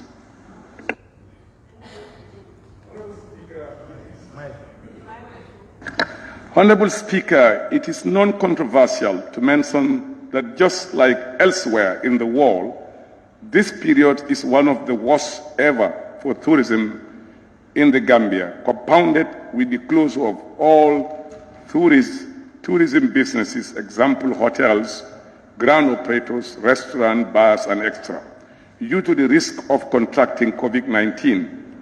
Therefore, my ministry's preoccupation was to ensure that tourism industry opens again.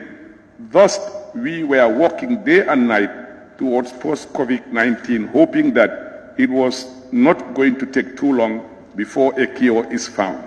However, the hope of COVID-19 disappearing anytime soon was a far-fetched dream, and we had to suddenly work on tirelessly to have a document and mandatory guidelines to open the industry amidst COVID-19, given the continued closure of tourism establishment was having some extreme devastating effects, not only for the industry, but the whole country at large.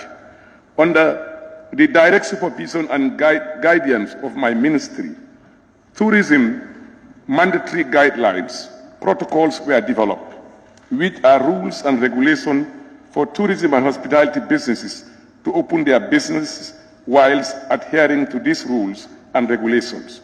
These guidelines were approved by the Ministry of Health, World Health Organization, Cabinet Subcommittee on COVID-19, as well as the World Tourism and Travel Council, which allowed my ministry to use the safe travels term for any business found to be compliant after inspections and continuous monitoring.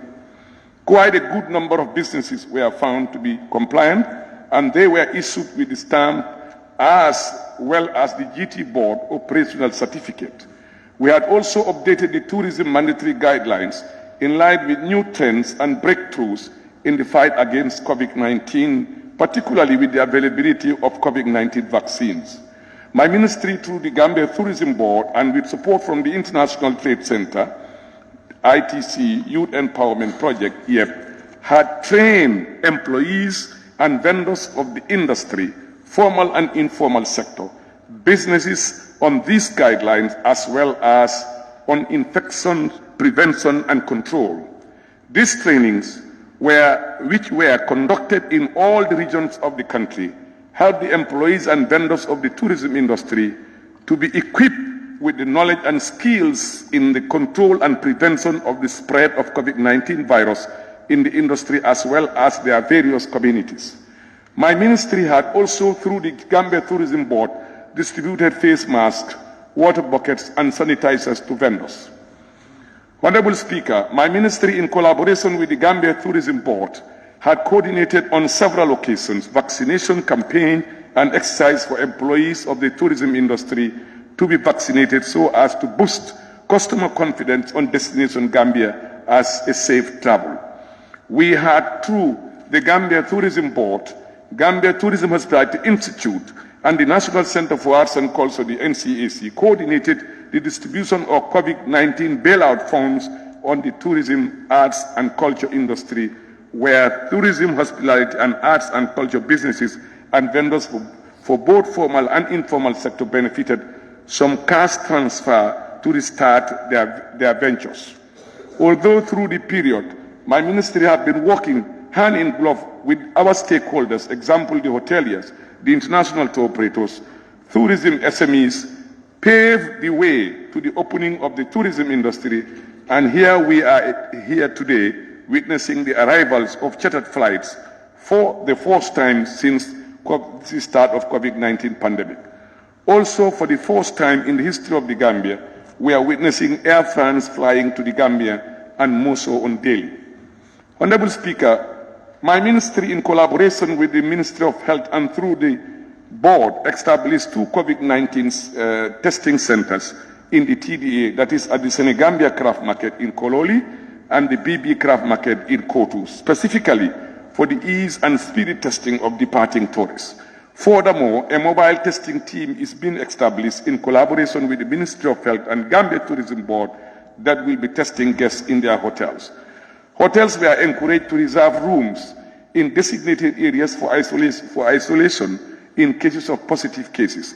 In case of positive cases, it is important to note that only symptomatic positive cases, very rare for this, will fall with full vaccination may be referred to clinics on the advice of staff of the Ministry of Health and in consultation with picking team, which was led by a staff of the Ministry of Health.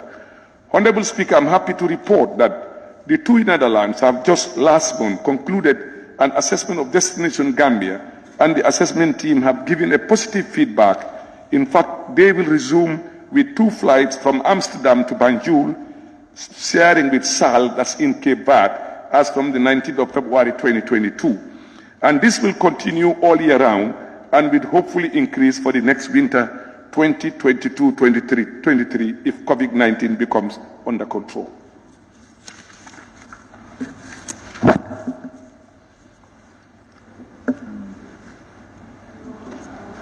Allow the honorable member first. We'll take down your names. Please, can you take them down?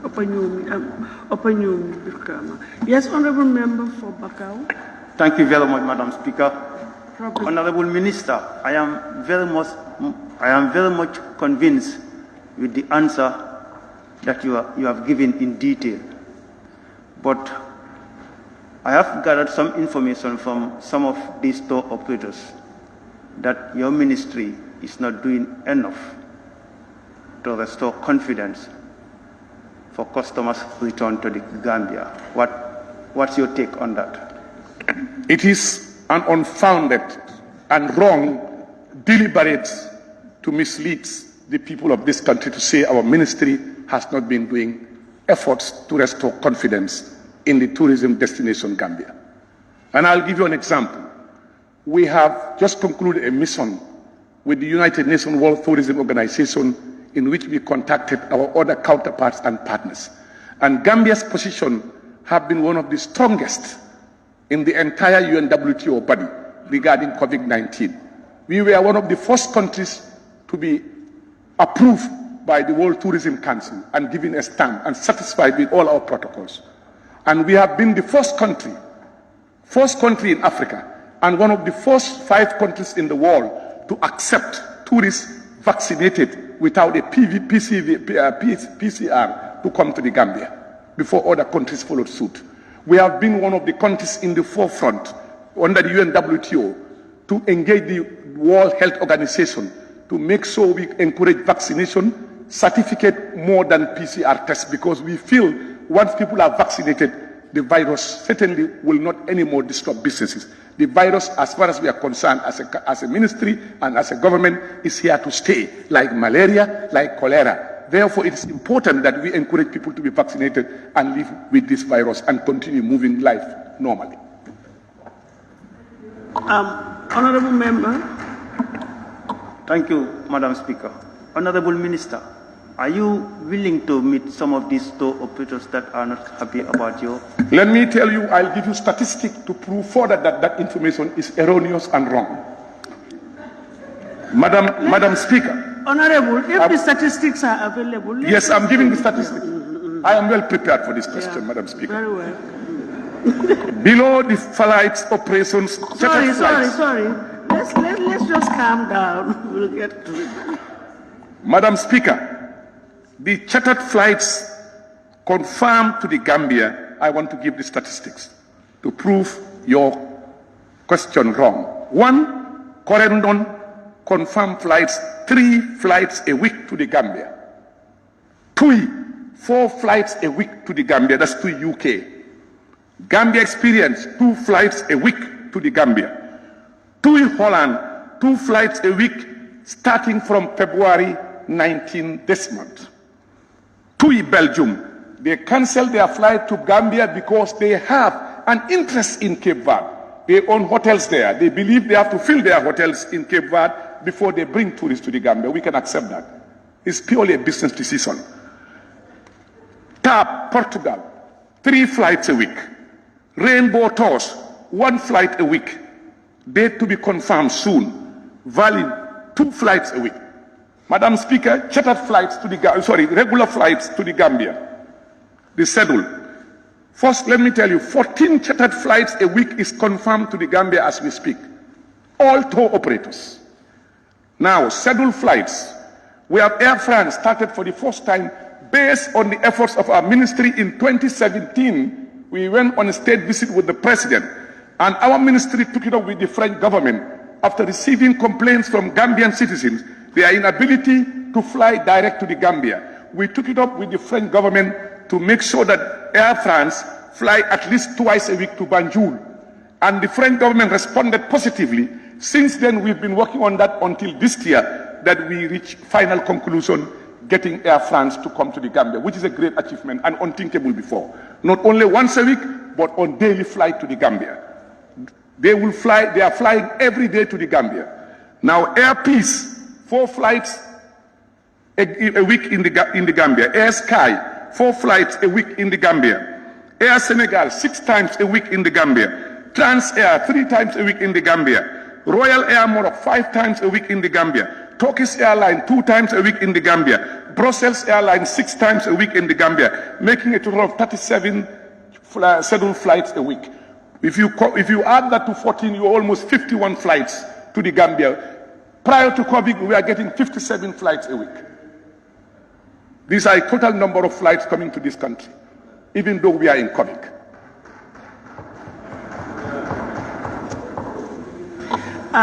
Yes. Thank you very much. Honorable Member for 𝗂𝗂𝗎𝗆, do you have any? Thank you very much, Madam Speaker. Yeah, we haven't, so don't worry. It's all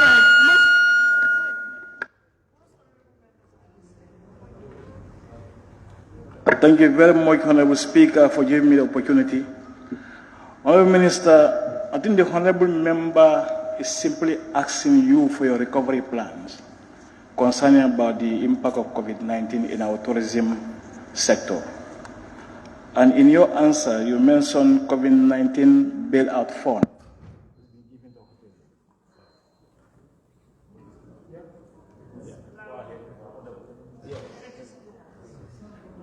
Yes, in your answer.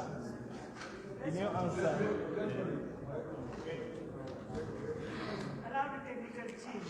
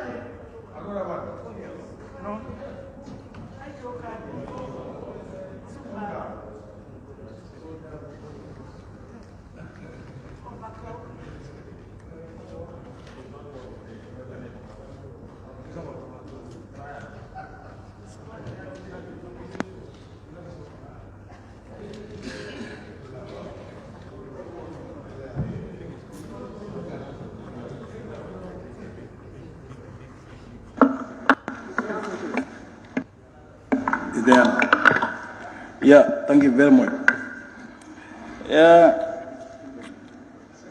Honorable Speaker, once again, thank you for giving me the opportunity.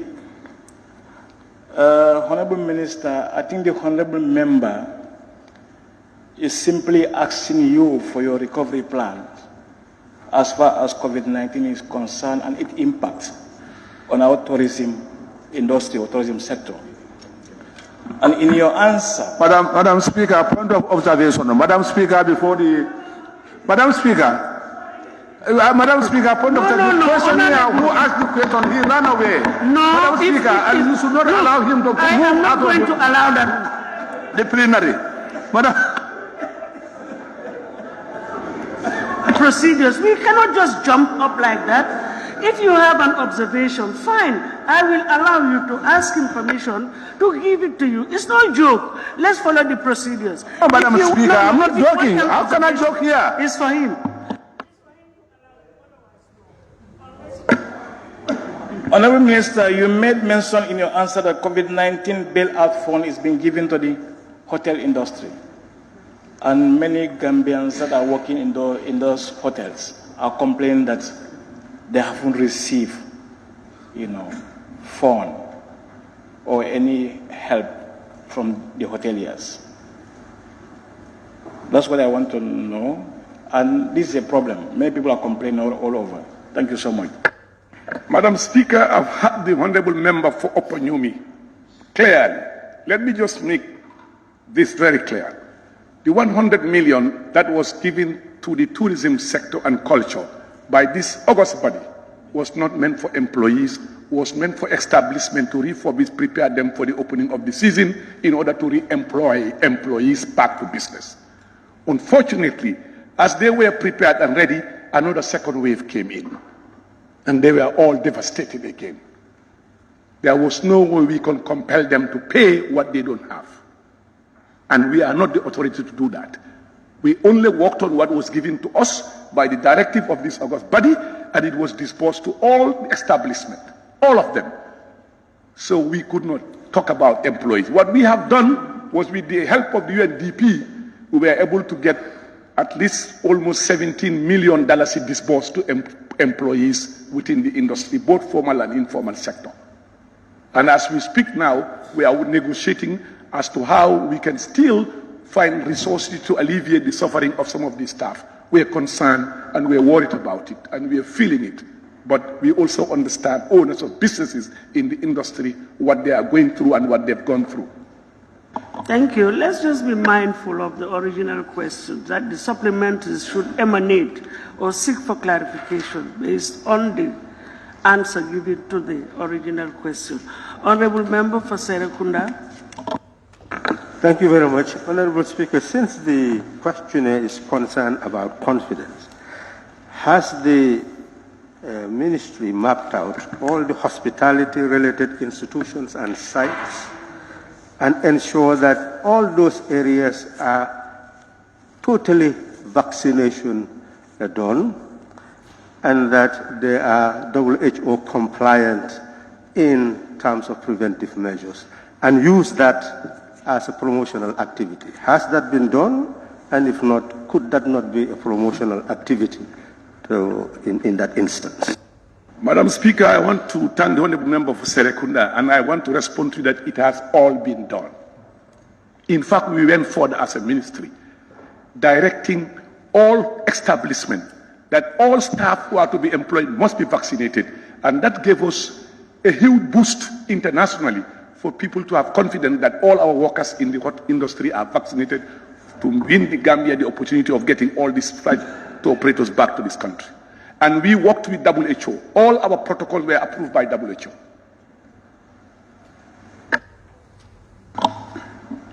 Thank you. Honorable Member for Birkama North. Thank you very much, Honorable Speaker and Honorable Minister. Since the Q&A is about restoration of the trust and confidence of the mindsets of the tour operators, and the Honorable Minister deduced that the ministry is working tirelessly to realize that.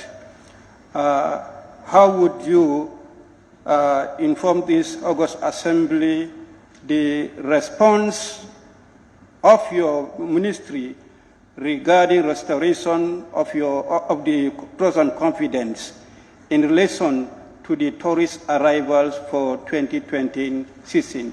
If you can equally give us the estimate that we are expecting for 2020 season, that is the tourist 2022 season, that is the tourist arrivals.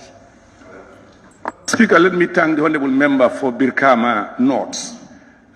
We had anticipated, prior to the third wave that we went through in Europe, that we would recover by over 40%, because there were substantial interest by tour operators to come back to the Gambia. And we did everything possible also to cooperate with them and to meet out almost all their requirements. And that's why, as I said, we were the first country in Africa to accept tourists who are vaccinated without PCR test. That was something we extended to them, and that went very well. However, because of the third wave, we became totally devastated again. And some countries in our international source market went into lockdown and restriction, and their citizens were unable to fly out of their countries. And that affected us. And then, thank God, of course, it is easing down now, as the Gambia's position is now being accepted. And I'm sure you must have listened to the recent pronouncement in Australia, the pronouncement in Netherlands, the pronouncement in Sweden and France, and some of the other countries now. Everybody seems to believe that vaccination is the solution, and that when people are vaccinated, we believe this virus is here to stay. So they've relaxed most of their restrictions, and we've started seeing bookings coming up. So we hope that it will continue with this trend, but by 2022-23 season, if there is no other variation of this virus again that comes out, we believe that we will certainly recover our market by almost 70%. In the second part I will not give you another chance. Second part of my question. Follow it up, but let's allow others. The second part of my question, observation. Yeah, the second part of my question. Now I see that people are becoming very clever, very shrewd. Observation. Now who is going to give you the floor for you to observe? The Honorable Speaker. Give the floor to Honorable Member for Woolly East. Are you disregard the observation? When and that's part of my question. No, please.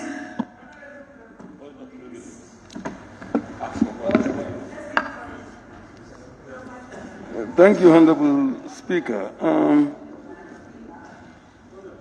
Honorable Minister, I just want to find out whether your statistics that you were trying to give us indicates the visitors that are coming. The visitors, the tourists, the tourists that are coming, in terms of indicate whether they are newcomers or they are just repeaters. Because the local operators, like the taxi drivers, are all complaining that these are old-timers and they are not even patronizing them. What is your reaction to that? Honorable Minister, I cannot give you those statistics now, but I can tell you that Gambia have a 30% repeater rate in this country. From all statistics, we have 30% repeater rate. But I'm sure you know, you and I know there are new arrivals. But you know, traveling has become so easy now with this internet. It's become more and more difficult and complicated for local operators. But I can assure you that 30% of arrivals in this country are repeat guests. Yes, Banjul South. Thank you very much, Madam Speaker. Madam Speaker, the Honorable Minister has clearly illustrated the efforts that the Gambia has made. But Madam Speaker, that is relating to incoming tourists. Madam Speaker, what are they doing to ensure that our vaccination certificates are recognized by countries, for example, the UK? Our counterparts, Nigeria, Ghana, and even Sierra Leone have their certificates, their vaccination certificates recognized by those countries. What is stopping our Honorable Minister negotiating, making sure that our certificates are recognized by those countries because they are not? Thank you. Thank you, Madam Speaker. I want to assure the Honorable Member this information should have come from the Ministry of Health, that the Gambian certificate is recognized and digitalized today. Recognized in the United Kingdom. Anybody who comes with a COVID certificate from the Gambia, you are no longer required to have any PCR test in the United Kingdom. And the certificate has been digitalized now as we speak, international. Anywhere you go, the new certificate, if you have got the old certificate, go back to the Ministry of Health for a new certificate, which is digitalized, recognized throughout the United Kingdom. Point of correction, Madam Speaker. So, Honorable Member. We need the right information in this August Assembly, Madam Speaker. On with your question, Honorable, I will ask the Honorable Minister not to respond. Just let's go by the procedures. I mean, you passed your standing orders. So let us respect the rules. It's not mine. You cannot just get up and, we're not quarreling with anybody. We just want to get the facts right. But in getting them or asking our questions, we need to follow the rules and regulations laid down in this assembly. So we have exhausted our 7 supplementary questions, and I think the Honorable Minister had only 1 question. Yes. So, Honorable Minister, thank you very much, and honorable members, thank you for the questions, and Honorable Minister, the various responses given to honorable members. Thank you very much. You are released.